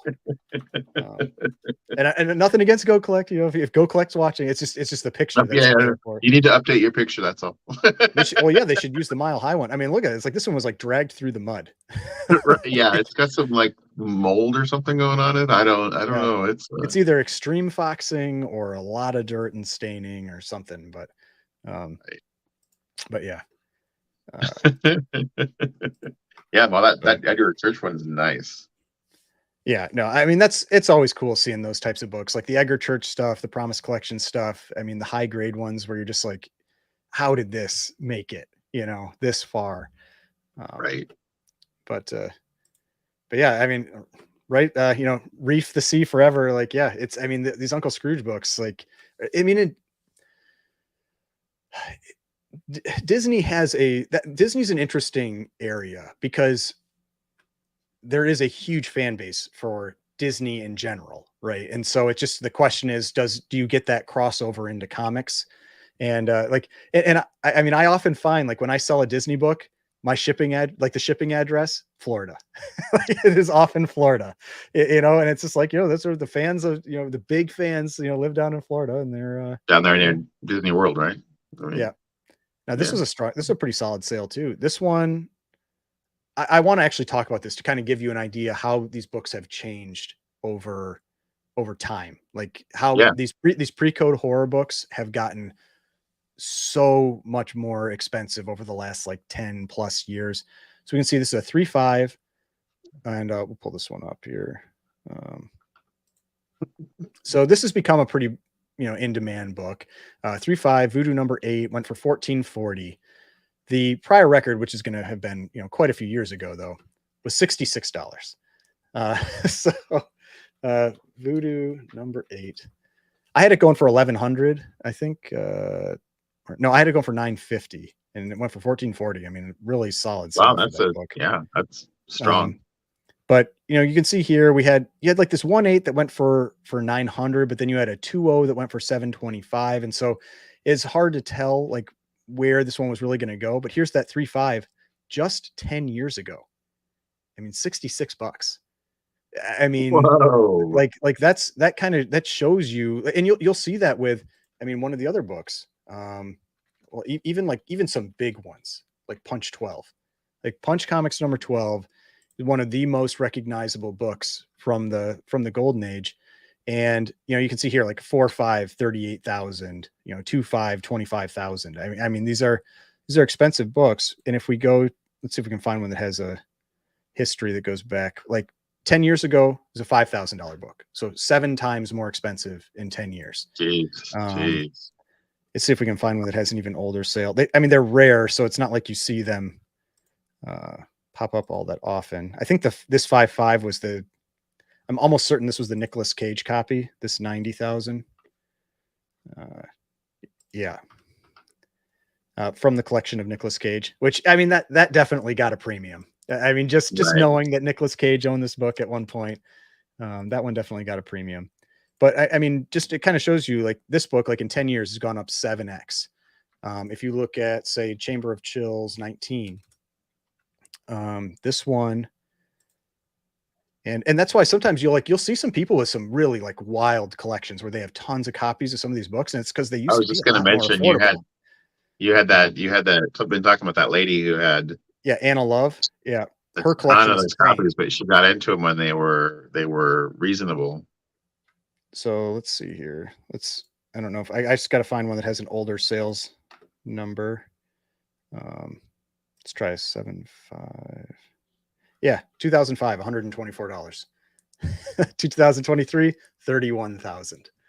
I mean, it's just, that's what it is.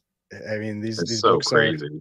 Are much, much more expensive now. And yeah, it's so but it's one of those things where you try not to let it get too much into your head, like you like, is obviously everybody wonders, like, is it like the comic boom type stuff? But these ones have been trending up like this for a decade. It's just that they've been trending up at a rate that's really high. I mean, at least for the in-demand books, like those really in-demand books. But here's a Baker, Wartime Romances number 9. So this is a 3.5. What did I price this one? I had it going for 350. Went for 456. So this one didn't go too crazy. Actually didn't go too crazy on that one. It went, I mean, a record. Like it went for a record, but didn't do some like insane number. Yeah, it wasn't I think there was bunkers. another one. Let's see, 15267. There was one other Baker. This one, I feel like this one went pretty low. I'm actually surprised. I had this going for 1,100 and it went for 528. And I don't know if maybe it's just like, maybe there's some, I don't think there's really any color fade or anything. So yeah, this is one Baker that, I mean, it's a record, like its prior record was $84. But it still went lower than what I was expecting, especially based on all the recent kind of like craziness hype that I've been seeing with these books. Let's see. Reef says that's nuts. I remember that time where you could buy ECs for $200. Yeah, I mean, there's not many ECs, especially the horror ones. Like the sci-fi stuff, you can still get relatively affordably, but the horror stuff is not cheap anymore. Now, there were a couple topics I thought would be interesting to talk about, and with that kind of have to do with the upcoming the next big heritage auction. And I'll probably do some dedicated video on it too, but there are some massive books coming up in this auction. So, I mean, the one that I think most people know about is this one here, this Action Comics number 1, 8.5. I talked about this in another video where it used to be an 8. It got regraded like 2.5 years ago and got an 8.5. I feel like it's an 8. I think an 8 was even like, I mean, generous. I mean, I don't know if I'd say a generous, but like, I think it's an 8. I don't think it's better than an 8. You know, it's like, it's got the tear and some creasing, and you know, it is a nice book, but I don't know. I have a hard time seeing it as an 8.5. But the thing with this book is that there was so I'd be interested to know what people think in the you know, in the chat on this one too, if I'm just being too negative on it or something. But I mean, it has a very tough comparison. It's got an 8.5 white pager that sold 2.5 years ago, and this one right here, and this book is insane. Like, I mean, when you take this book and you, let's see, we pull it up, like, it's like like the color, like, it's just, it's so bright. Yeah, Like, it's yeah, so it's bright. so much brighter. Yeah. And I mean, and I've been hearing some really big numbers being thrown around for this one, like 8 million, What do you think it's going to go 6 for? million, you know, like, Uh, and I think it is going to have a huge range. I think I was thinking the upper end, like I like to go with, like, where do I think I would be surprised? And I was thinking like upper end on this book. And I think the reason I think this is because this book exists, because this 8.5 exists. And when you're up at this price point, like, presentation matters to me, like, probably a lot, because you're going to know, yeah. like, if you buy this one, like, that other one's out there, and you're gonna be like, even though you got the pedigree, like, it's pedigree, which is cool. But and so I was thinking anywhere from 3.5 ish to 5 million. And if it goes above 5 million, I'll be kind of surprised. But like, I'm hearing plenty of people think it's going way up, way above that. And maybe it will. And that's fine. I always think it's cool when there's these big sales out there, because big sales bring lots of attention to comics. You know, that's the type of sale that actually gets in the news, you know, that people talk about other than just comic people. And so I think that's always good for the hobby and everything when you have these Right. massive sales. But I think that this one, I think it hurts this book because it's just so nice. And like, the fact that 2 years ago it sold for 3.2, you know, does this book really triple in 2 years? I don't know. You know, like, Yeah. so I mean, so that's one thing. Now the other book that I think is very interesting, this one. There's the single Oh, highest graded 9.8 Tales of Suspense 39. Now I will say, like, it doesn't have the double quote. You know, a lot of people like to talk about the double quote with Tales of Suspense 39. and the blue Doesn't have under the the. blue. Yeah, there's no blue. So it's Oh, missing that stuff. But like, the question is, like, what is this book going to sell for? Because it's now the interesting thing is, on Comic Link, this popped up like a week ago. It was not in an auction, so it must have been a direct sale. And this all of a sudden popped up on their page as Tales of Suspense 39 9.8 sold back in September for 2 million. So, and it is this book. Like, it's this, you know, it's the same. It's because there's only one. It's one of, you know, there's only one 9.8. Like, it's the same book. wow. So it's weird. Like, it's weird that this book, like, just sold in September, and then somebody's putting it up for sale again, because I don't know if this book hits 2 million in a live auction.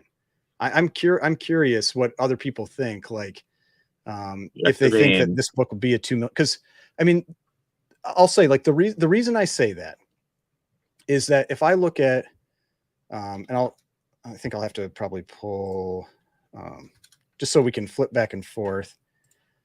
I'm going to get another GPA window here. And so if we look at, because we did have a 9.8 of Amazing Spider-Man #1 just sell, you know, and so we have an approximate for what that book, you know, that level of key sells for. So Amazing Spider-Man, and that one, there's 2 9.8s. This one, there's only one, so there's a little difference there. But Amazing Spider-Man #1 consistently sells for, sorry, I'm trying to, my eyes are at an angle looking at this thing, sells for more than Tales of Suspense 39. And that's, so if we go Tales of Suspense 39, And we're going to look at, like the 9.8 or other grades, right? Because this 9.8 has never sold publicly other than this post, which I don't know. It's weird that post popped up like right before this auction. It's suspicious, weird, right? Yeah. It's weird. So, I'll call it suspicious. Yeah. So, but if we look at like Amazing Spider-Man 1, you have the 9, let's see. Well, there was a 9.6 CBCS that sold for like, it was like 150,000 last year. I made a post about it on Instagram. Like a 9.6 here is 500,000. Then we had a 9.2 sell for 108. Let's see. A 9.2 of ASM was 168. And so it's like, to me, like ASM is a more expensive book. And it's sold for only 190 on the Iron Man. That's the only difference. There are 2 ASM 198s and there is 1 Tales of Suspense 9.8. And so that's the question. Like, does that single highest versus 2 mean that it's going to go for more? But like, that's why like that $2 million price, like, while it's not like a huge shock, like I'm like, okay, it's single highest graded first Iron Man, like it's feasible. But when I compare it to like this book where you have in pretty much every grade, ASM 1 sells for more, I would think it would sell for, I mean, maybe single highest makes it 1.5 million. Like maybe it does sell for a bit more in the 9.8, like with Fantastic Four 48 versus 49. Fantastic Four 48, there's a lot less 9.8s than 49. And so it sells for more as a 9.8. Or I don't know if I said that right. Fantastic Four 49, there's a lot less in 9.8 because there was that warehouse find of 48. So it sells for a lot more, even though in all other grades, basically, the 48 sells for more. And so maybe that's the difference here. Like maybe that single highest makes it sell for, but I would have a hard time seeing this one hit 2 million, in a public, like a live auction setting. They're rolling the dice, right? I mean, you never know. I mean, well, and that's why it's so surprising to me. I'm like, if you just spent 2 million, you're like, I feel like you're taking a pretty big risk throwing that up at auction. You could take a big hit on that. So yeah, and those types of things happen. I mean, I think everybody knows about that Superman 1 that so if you look at let's see, Superman, it was the one that just recently sold on Heritage. So we had Superman number 1, the 7.0, and it sold for 2.6 million back in 2021. I think this was on Comic Link or Comic Connect. Yeah, Comic Connect. And then it sold in 2023 for like 1.5 million on Golden, which doesn't get pulled in here. Then it sold on Heritage for 2.34 million. So it's like whoever, the person between the 2021 and the Golden sale lost like $1 million, after fees and everything. Then the next person made like 600,000 or 700,000, and so it's like, it just because it's a high grade expensive book doesn't mean it goes up every sale. Like there are why would you list something like that on a site like Golden? I just don't get it. And well, I think they probably realized that after the fact, maybe, but I mean, it's, and who knows, like maybe they thought maybe they got a better deal on the fees or something, and so they decided to go that route. But like when you lose $1 million, like your fees don't matter. Like, hey, so in your chat is the guy who did the Popeye homage to the is that Graphic Man? It's Graphic Man. Yeah. Oh, cool. Yeah, so you have to have him send you a picture of that. Yes, have him send you a picture of the homage to Chamber of Chills. It's really cool. And Reef asked, is that $1 million loss on your tax return? It should be. I mean, like you can report tax losses on collectibles and that kind of thing. And so but you never, your taxes are never 100%. So like, even if you were taxed at like 40% or 36% or whatever, like your loss is still way worse than paying the taxes, on a gain or something. So, right. Like I get like people doing tax loss stuff, but that can be like, if you think you're going to buy it back at the same price or whatever later, like a month later, like with stocks, like you sell for your loss in December and you try to hope it doesn't go back up and you pick it back up in February. I don't remember what the timeline is. It's 30 days or 90 days or what. But yeah, but like with this, like you're eating $1 million loss, and like maybe you saved 350,000 or 380,000 in taxes, but you still lost 620,000. So have you been like watching the market for the pulps and stuff? Has that really been affected by the grading stuff? So I don't think we don't know yet.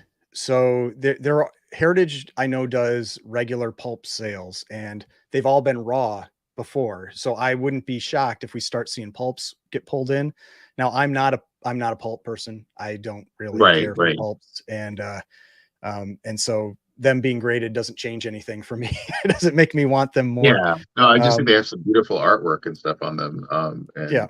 Oh, I mean, there's a lot of famous artists from the comic era that started with pulp covers, and so so I mean, yeah, there's plenty of overlap there. Like Schomburg was a pulp cover artist, and but yeah, I wouldn't be surprised. But I've said this to other people. I would be super cautious with pulps right now. Like there's a lot of people pumping pulps right now because of the grading, and so I would just, if you are interested in them, just wait. You think it's like, kind of flavor of the month right now? Like, don't FOMO out on them. Yeah, definitely don't FOMO out on it. But the other thing is, like, you have no idea what numbers are actually out there in terms of census right now. Now, the good like props to CGC, like they're doing the census immediately. Like I checked some of those books that that people had gotten graded. Like I checked looked up their cert numbers, and there's already a CGC census for them. They're not waiting until there's more copies to let the census out, like happened with video games and that kind of thing. The census is accurate immediately to what has been graded, but it's not going to be an accurate picture of what's actually out there for probably years, right? Yeah. And so like there may be something that everybody thinks is super rare that is not. Right. Well, just so those things didn't survive well. I mean, because they're printed on the cheapest paper. I mean, we think comics are printed on cheap paper, but yeah, I've owned a couple, and like you flip through them and you're like, man, this is like they feel like they're just gonna fall apart. Like I mean, I know some are in better condition than others, but yeah, they are not as solidly built as comics. There's a go ahead. Oh no, go ahead.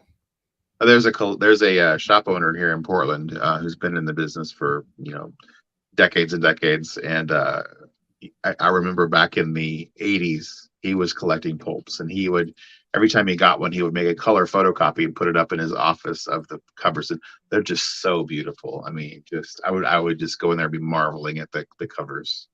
So. Yeah, I mean, I've got a buddy that he took the cover from one of the Planet comics and had it blown up into like a larger picture, like to have put on. He had it framed and everything like that. So, I mean, that's definitely something that you can. Oh man, what did this? I feel like that went really low. Witchcraft number 5. Yeah, it did. I think somebody got a deal on that book. What happened? 1,260. I had it going for 1,600. Its prior record was 1,800. So I think that's a beautiful cover. Yeah, it's a cool cover. It's one of these. I assume it's painted. Yeah, painted cover. It's just got a real unique look to it, like all the skeletons and. I love the greens. Yeah, all the green tones. Yeah. Yeah, that one. Cool. I think so. I think somebody picked that one up for a really good price. So if anybody in the chats, picked that one up, congratulations, because I think that was a good buy. Yeah. This one was also doing pretty well. This World War III, like this is a wild cover. Let's see. I had that one going for 2,000, and it's at 2,640. Its record was 2,301, and this is in a CBCS. So props to CBCS book, actually hitting a record. So, and you don't see that all that often. So yeah, that's a good looking book. I remember looking at this one. It's my version of that. Oh, you have it. Oh yeah, let me throw you up. I have Atomic War. Oh, you have Atomic War. Okay, cool. Yeah. It's a very similar looking cover. Yeah. But yeah, 8.5. Because I Yeah, my remember buddy has that World War III, and he was showing it to me. It's a beautiful book. yeah, I had looked at this one because I was wondering, I'm like, if I tried to cross grade it, could I get it into a 8.5 CGC? And I wasn't sure because of there are two flaws on it. There's this one right What here are that they? looks like it's like Okay. a thumb crease here. Thumb Like crease right there at the edge. yeah, Yep. it's That probably color about break, right? probably about an inch and a half. Oh yeah, and it's color breaking. Then there's another crease down here that's like maybe 3/4 of an inch. A little bit of color lift right at the corner there too. Might be a little color lift there. And then I think other than that, I think it was pretty nice. There were like a few spine ticks and things like that, but It's I the same wasn't. company. It's Ace. That's interesting. The Oh Ace yeah, is I the mean, same yeah, the one that did coloring was these on very before. similar. So, Yeah.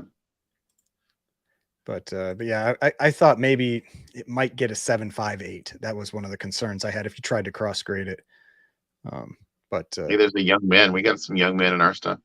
yeah, there were a few young men books in that one or in this collection. But the other book I thought I'd just like talk about briefly, just because I don't know if it's ever sold publicly. There's a 9.8 Daredevil 1 in this sale too. Like this sale is like Nice. I thought and I talked with some other people and like I just had how crazy the last Heritage auction was, and I've been told it's like just be ready, it's gonna get crazier with some of the stuff that's coming up in the next one. And it's true. I mean, like this Action 1 8.5, the Tales of Suspense, 9.8. Then you have a Daredevil 1 9.8, which let's see. Because Why do you think this stuff is coming out of the woodwork? I don't think it's necessarily coming out of the woodwork. Now I'll say the last sale felt like somebody had maybe, and I don't know for sure, but just it felt like it was probably all the same person. And I Okay. wouldn't have been shocked if it was like an estate situation. I don't have any insight to that, so I don't know. But it was like so much stuff and so much high test stuff that I wouldn't be surprised.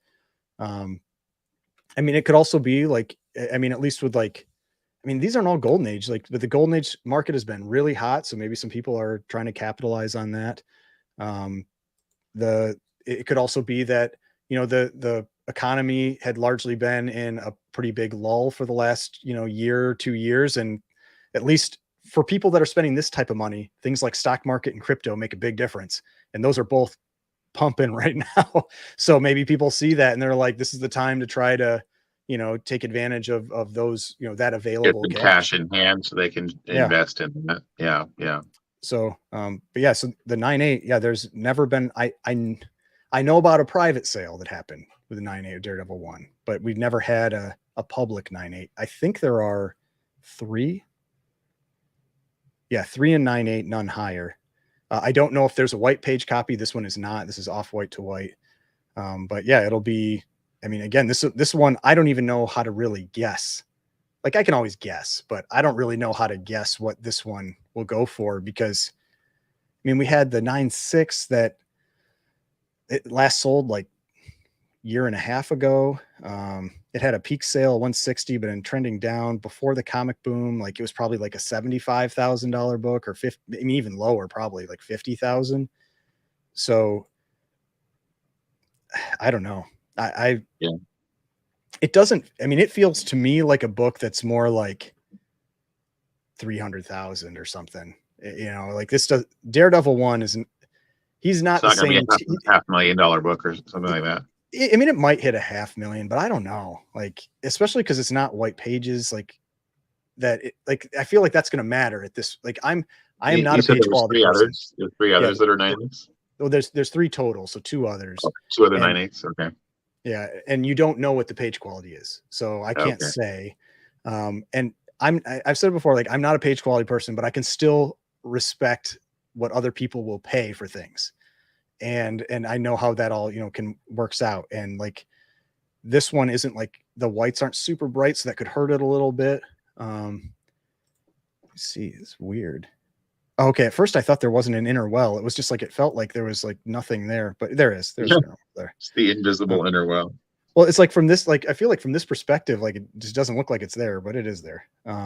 So yeah, I have no idea what this book will sell for. Like if I was gonna guess, I would say 300,000, maybe 350. It's just it's not the same tier as Amazing Spider-Man 1, Amazing Fantasy 15, X-Men 1, those types of books. Daredevil's just it's later, so there's more high grade copies. And so you're thinking like a surprise to you would be a $500,000. Yeah, I would be surprised if that broke $500,000. And I think the private sale went well above that. So that's why you got to be careful with those private sales when there's never been a public record. But that's my opinion on it. Maybe I'm wrong. Maybe this thing hits $1 million or something like that. But this book is never anywhere near what ASM 1 is in sales, in price. And there's 3 of these. There are 2 of ASM 1, and that went for 1.38. So I don't see this book hitting that kind of number. Let's see. Pam in the chat says, talked with a vendor selling pulps about grading. He just shrugged and said, have fun with those grades. Yeah.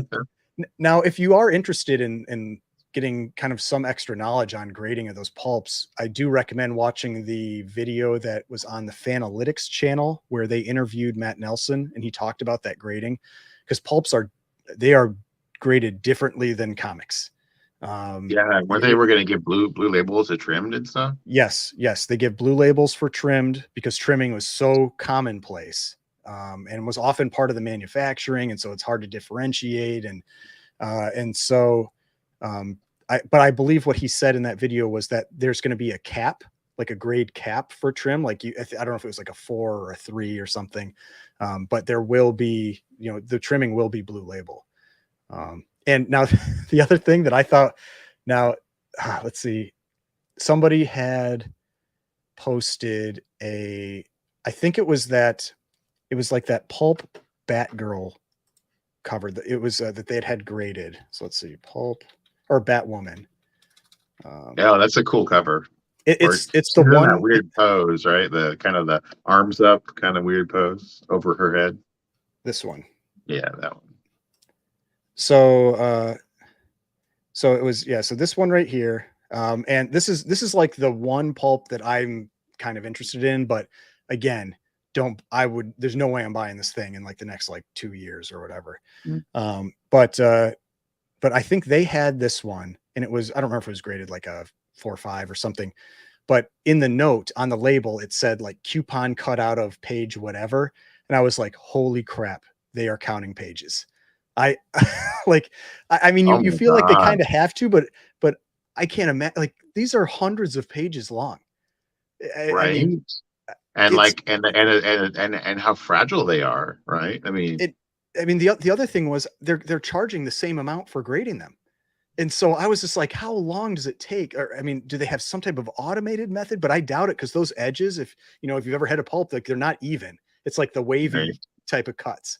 Yeah, I mean, if you have like a machine or something doing that, you're risking a damage to it, right? Yeah, I could not believe, right? Yeah, I couldn't believe they're counting the pages. I figured they're just like, just forget it. Like, well, but when I saw that coupon missing from whatever page, I was like, holy cow, like that. Yeah.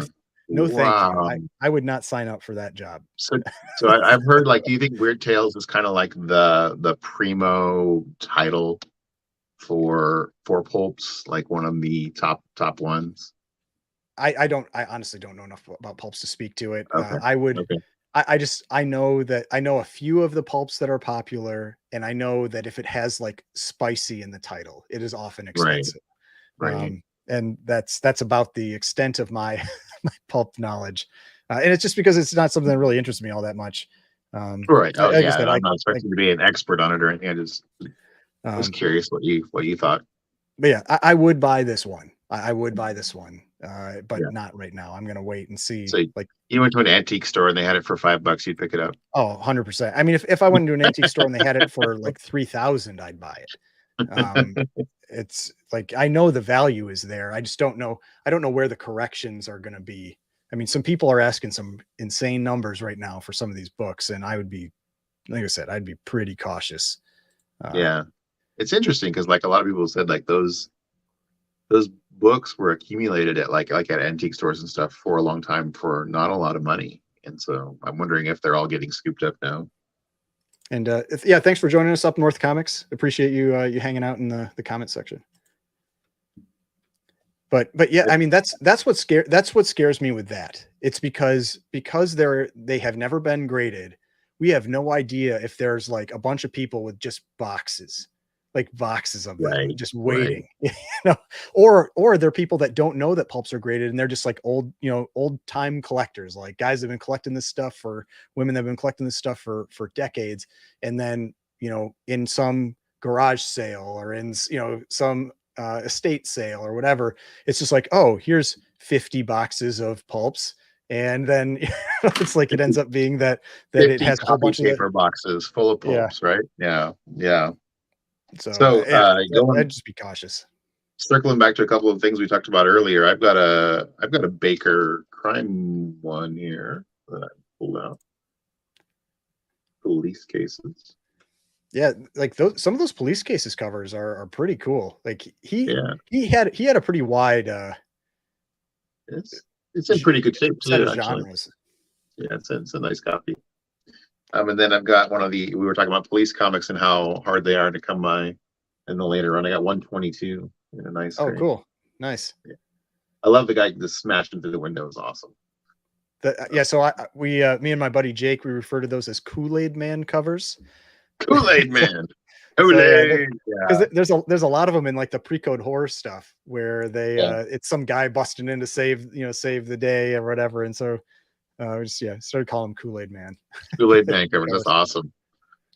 What did Ryan say here? I think the big telltale for pulps will be once Heritage does a big sale of graded pulps. Well, and I wouldn't be surprised if there isn't one coming up. Like, let's take a look. Like they've always got I know there's a pulp auction coming up relatively soon, and we can see if there are any graded ones in there. Let's see. Golden Age romance featuring Fox. March Pulp Showcase. Oh, there we go. So let's see if they're Brief, we were talking about somebody coming across a large collection of pulps. He says, like that Spawn book. Oh God, yeah. Let's see. Let's just try CGC pulp. So it doesn't look like they have any pulps. Maybe no graded ones yet. Not for sale yet. Okay. So it might be a little bit still. It doesn't. What's the grade on that one that you're showing? I don't think that's actually I don't know or maybe it is a pulp. I don't know. I don't know if this is a pulp or in a comic case. I don't know how to tell. Oh, this sold 4 years ago, so that has to be some type of comic. Oh, okay. What's a cool cover? I haven't seen that one before. But yeah, so I would expect that I'm sure there's going to be like a flood of pulps in. It's going to happen, like graded pulps. Right. Yeah.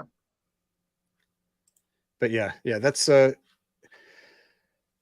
mean, I know like some people get like bent out of shape with grading and everything like that, but I do think it does help with making, like, if you like presenting stuff, like, putting them on shelves and that kind of thing, like having the pulp like in a graded slab instead of having it in like a Mylar, they look better.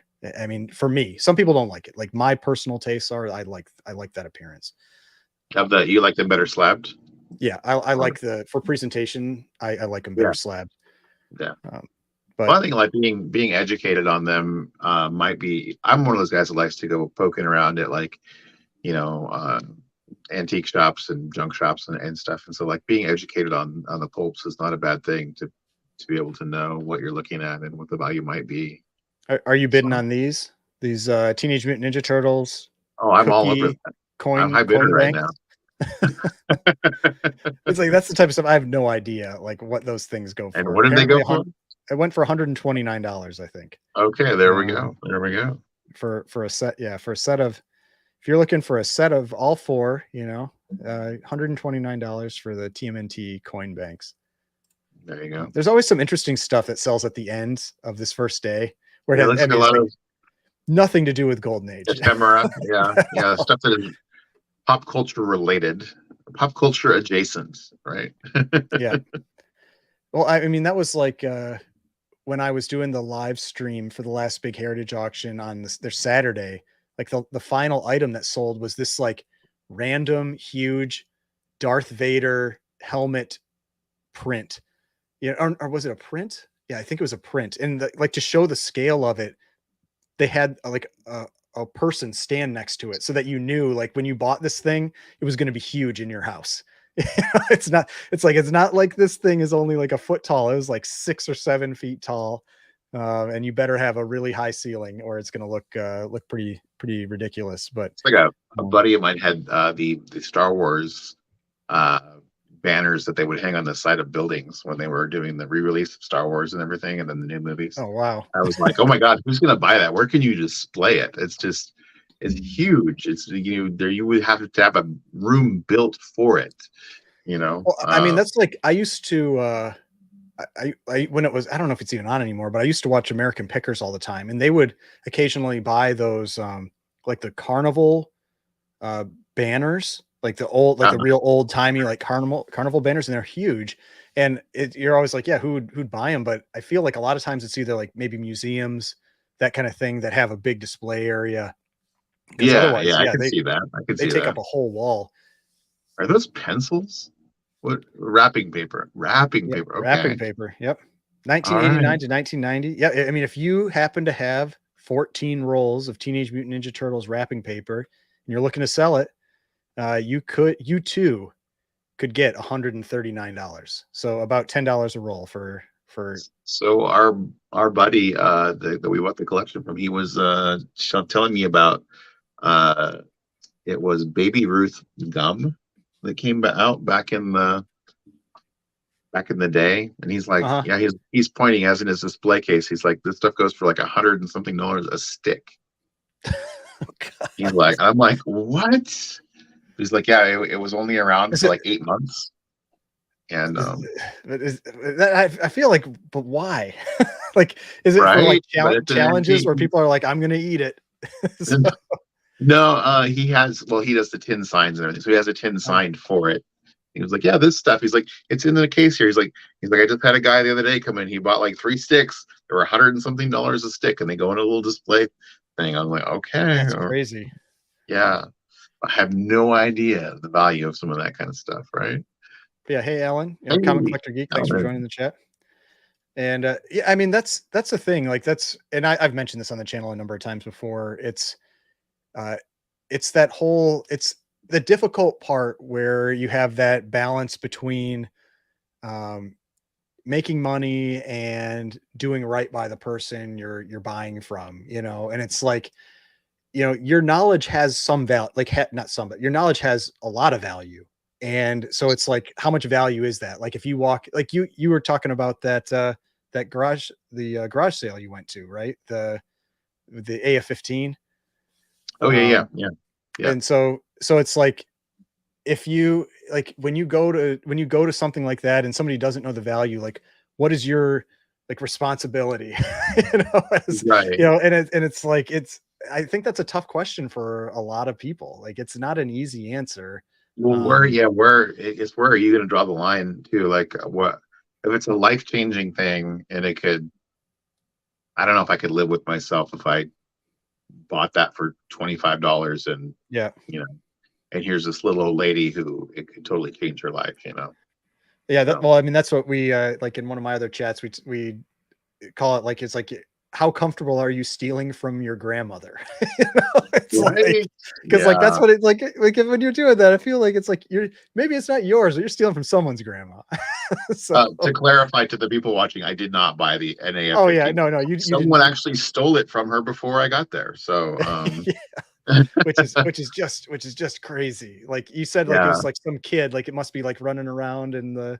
There's some kid near where I live who's running around with an AF-15. He helped her get ready for her yard sale, and friend of the family, I guess. So she didn't want to make a big deal out of it, but I was like, "You need to make a big deal out of it," but she was unwilling. So yeah. Oh God. Yeah. I mean that I was like, I would have made a big deal out of it, but yeah, she said she didn't want to. So yeah. But I hooked her up with the fella that we bought the collection from. He bought a lot of antiques from her, and in exchange, we're coming out and hooking her up with him and giving her my knowledge base and showing up. She called me at like 7:00 at night and asked me to show up that night, and like, so she gave me a Strange Tales. I think it's Strange Tales. It's the prototype Aunt May and Uncle Ben book, but it Yeah, had the Red Planet one, right? I can yeah, never remember it had the issue. It's like 97 or something like that. yeah, it had a page torn out from the inside. It was still there, but it was like loose. But it has all the ads for Hulk in it, which is kind of neat. Like not it just says text little things on the Oh man, top and bottom of every page, like the Hulk is coming. Don't miss the Hulk. I love it when I get it right. Like, there you go. You got yeah, it. it's this one. Strange Tales 97. Yeah, this is the prototype. Yeah. So somebody was like, I find it hard to believe that that the AF-15, and I go, she had that book, so it's not hard to believe that she would have that book in that time period, you know. Yeah. So, because that's like right in there, right? I mean, Hulk 1. It's oh yeah. I mean, AF-15 was in 1962. So I mean, this one is May of 1962. I don't know the exact month. Let's see. Using fantasy 15. I mean, it would have to be like 1 month later, probably, or 2 months later. Oh, July. Yeah. So it was 2 months later, July of 1962. Yeah. So I mean, yeah, not hard to believe that she had it, but yeah, Mark says you always go home and will be looking at yourself in the mirror at some time. Yeah, and that's right. Like that's, I mean, that's so I could not do that, you know. And I guess it's hard to say like until you're brought that you have that come up, you know. But yeah, I don't think I could live with myself doing that. Now I will say, if it's somebody that is a like comic seller, like a dealer, no, yeah, I have no problem. That's on them to price their books and know what they have. Yeah, no. If I'm at an antique store or a comic shop and they've got something priced, I have no problem paying the price they have marked. But if it's some like little old lady who doesn't know, you know, her head from a hole in the ground as far as comic goes, yeah, that's a different story. Oh well, Alan says he's trying to get that book for Ben and Aunt May, so I'll have to. Alan, I'll try to find it for you. I got it somewhere. But yeah, so you can see. I mean, like a lot of these weekly auctions. I mean, they aren't small auctions. I mean, this first day, first of 3 at $281,000 in sales. Typically, what I see is between 500 and 600. Like a big one that has maybe a higher percentage of bigger books might break 700. But I mean, it's every week, like week in and week out. Like there's always cool stuff. That's what I always. So were there any like huge surprises that you felt? Well, first I want to see if I can find these Teenage Mutant Ninja Turtles sleeping bags that Derek's mentioning here. Oh, Alan says he won 3 books from the auction. I wonder which ones they were. Oh, nice. Or if they were any of the ones that you thought went for steals. So let's see. I don't see the sleeping bags. Do you have the lot number, Derek? Because yeah, I want to check these things out. Cookie jars. Don't know what that is. Pinball game. Pinball game would be pretty cool. I don't see the. It'd be down there close to the end, right? Yeah, that's what I was looking for. I figured, but yeah, I don't see it. It's okay. It'll be another day that I have to try to find the. So Alan says he got a Voodoo 8. Oh, he bought the Voodoo 8. We were talking about the Voodoo 8, and I said I think I said it went for. You said that was a steal. Yep. I think I said it went for a pretty good deal. Yeah. That was the green cover, right? No, Voodoo 8 is the one with the skull, the woman that's like dancing that has the skull. Oh, the snake woman dancing thing. Yeah. Right. Yeah. Okay. Let's see. What was 3 aces? Oh no, I said the Voodoo 8 I thought went high. No. But also not one that I'm not surprised it went for where it went, but it went high for what I had it priced at. But the 3 aces, I'm assuming do you mean like the aces high? Because there was like a lot of aces high, I thought. Let's see here. And let's see. Yeah, let's see. So aces high 1 through 5. There was this. I don't know if this is the one that you're referring to, but yeah, 119. We actually had an aces high 1 that's in this collection. It's a decent condition copy too. Not too bad. This one's beat up, but Oh, Three Aces is a Canadian. Oh, it's a Canadian white. Oh, okay. Yeah, if you aren't familiar with Canadian whites, let's see if I can find that. They have a unique look. They're usually like red and white on the cover. Sorry if I'm giving people headaches. They're kind of a duo tone, right? Yeah. Three Aces. Yeah, here we go. So that one doesn't look like a Canadian white to me. Does it say it's a Canadian white? It says Canadian title. Because I thought Canadian whites were always. Maybe I'm wrong. I don't know. But I thought comics Canadian. Always nervous doing a Google search. You never, you never know what's gonna pop up. Never know what you're gonna find. Yeah. Canadian whites. Okay, so it looks like they weren't all red and white. The ones I'd always seen were like this. Or more like a duo tone. Yeah, like that. Yeah, like they were like that. Yeah.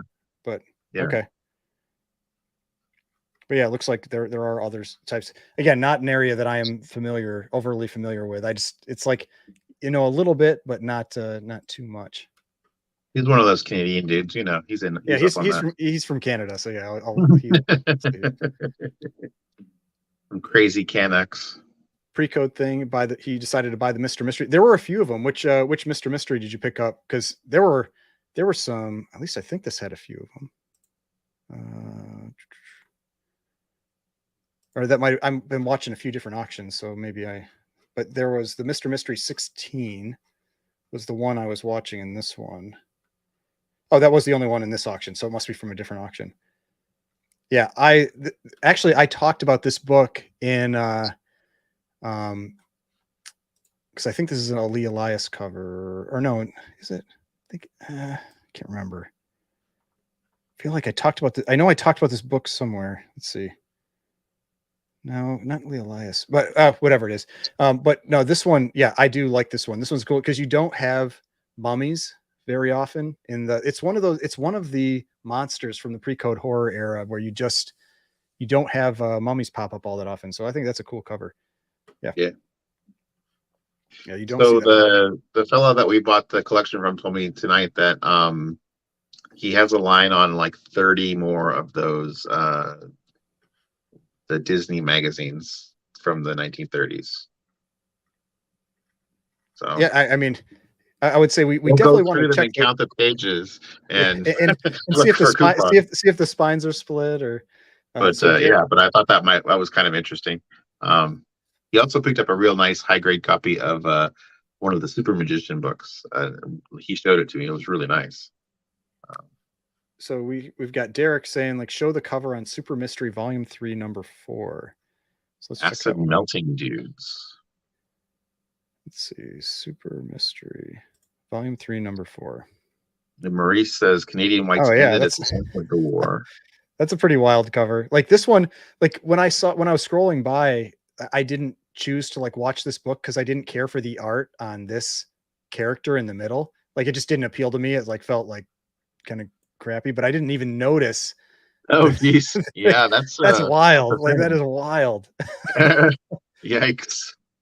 Yeah, no, I didn't even realize that was on the cover there when I was like scanning through all some guys in and they're they're just getting totally destroyed. Yeah, that's a wild cover. Yeah, now that you zoom in on it, it is a much cooler cover once you look a little closer. Yeah, I just don't like the monster in the middle. I think that's the thing. Like Super Mystery has a pretty big variation in the quality. He kind of looks like the monster from the Abominable Snowman from Rudolph. Just put a little green on him.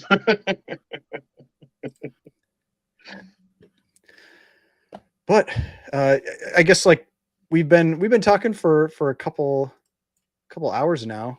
So you anything else that you wanted to mention or talk about with the collection? I mean, like I said, I'm going to be we've got the one book that you mailed out that's going to be coming here, the Marvel Tales that we talked about. I'm going to be making some more videos, kind of going over a little more on the details now that I've actually parsed through some of these books, or not some, but all of them.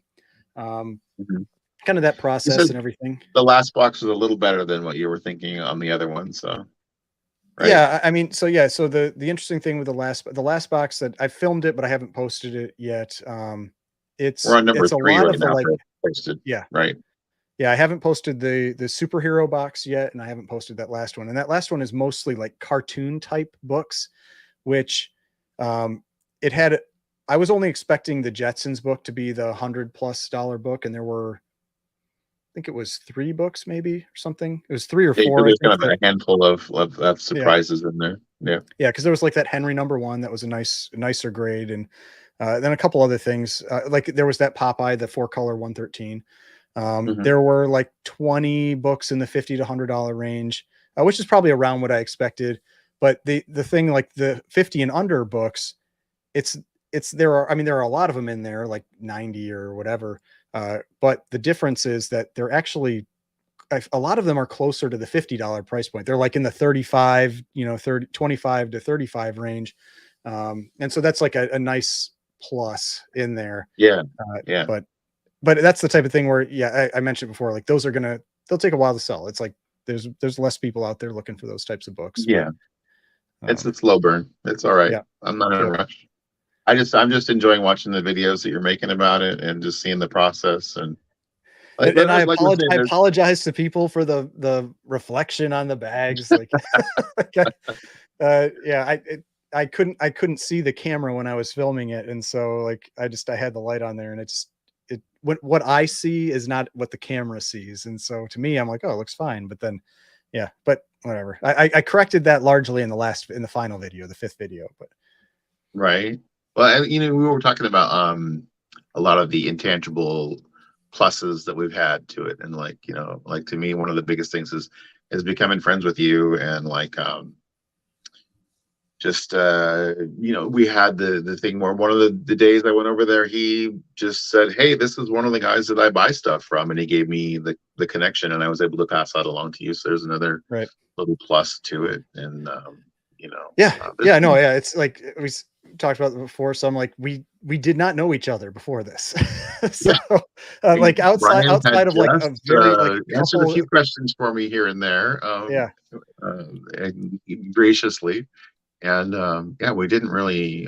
You reached out to said, "Hey, this looks like a pretty cool little bunch of stuff that you found. Let's talk about it." So Yep. it's much appreciated, and I'm happy to count you among my circle of friends now. Yeah, no, I appreciate So, that. Yep, me too. Yeah, yeah, this is, yeah. yeah. I mean, we have spent quite a few hours talking on the phone over the last few Yeah, weeks. So it's pretty crazy how well we get along. yeah, I- but I'm I, always I mean, interrupting your workout sessions. but I mean, like I said, I'm going to keep making videos on this stuff. People, if you want to learn more about the books that are part of this collection and everything, make sure you subscribe to the channel, all that, and make sure to go check out Brian's channel, Bigby McFly, the comic guy. Subscribe to his channel. Anything Please. else you want to add? No, just share your love of comics with everyone you meet. You never know where it's going to lead you. Yeah, I appreciate everybody hanging out in the chat. We had, I mean, I think upwards around 90 people, so that's cool seeing everybody in Yep. there, and some people just talking with each other, which is always nice. Then, everybody, some other people can answer questions within the chat, which is always a plus. Yeah, no, we had a really great group of people in the chat who were very talkative. That's awesome. So, and yeah, solid viewership all the way through. And for Reef, no, I'm not planning on making certs or anything like that. That for the collection. Like if it had been a bunch of like high grade stuff or something, maybe that would have been a different story. But I think this is just be, I mean, if somebody wants to know, like if they buy a book from me, I can tell them if it was from this collection or not. But that's not the plan. But yeah, You'll appreciate send a picture everybody. of you with your hands on your head. Yeah. Like my frustration trying to break even on this. But yeah, appreciate everybody joining, and I will see you on the next one.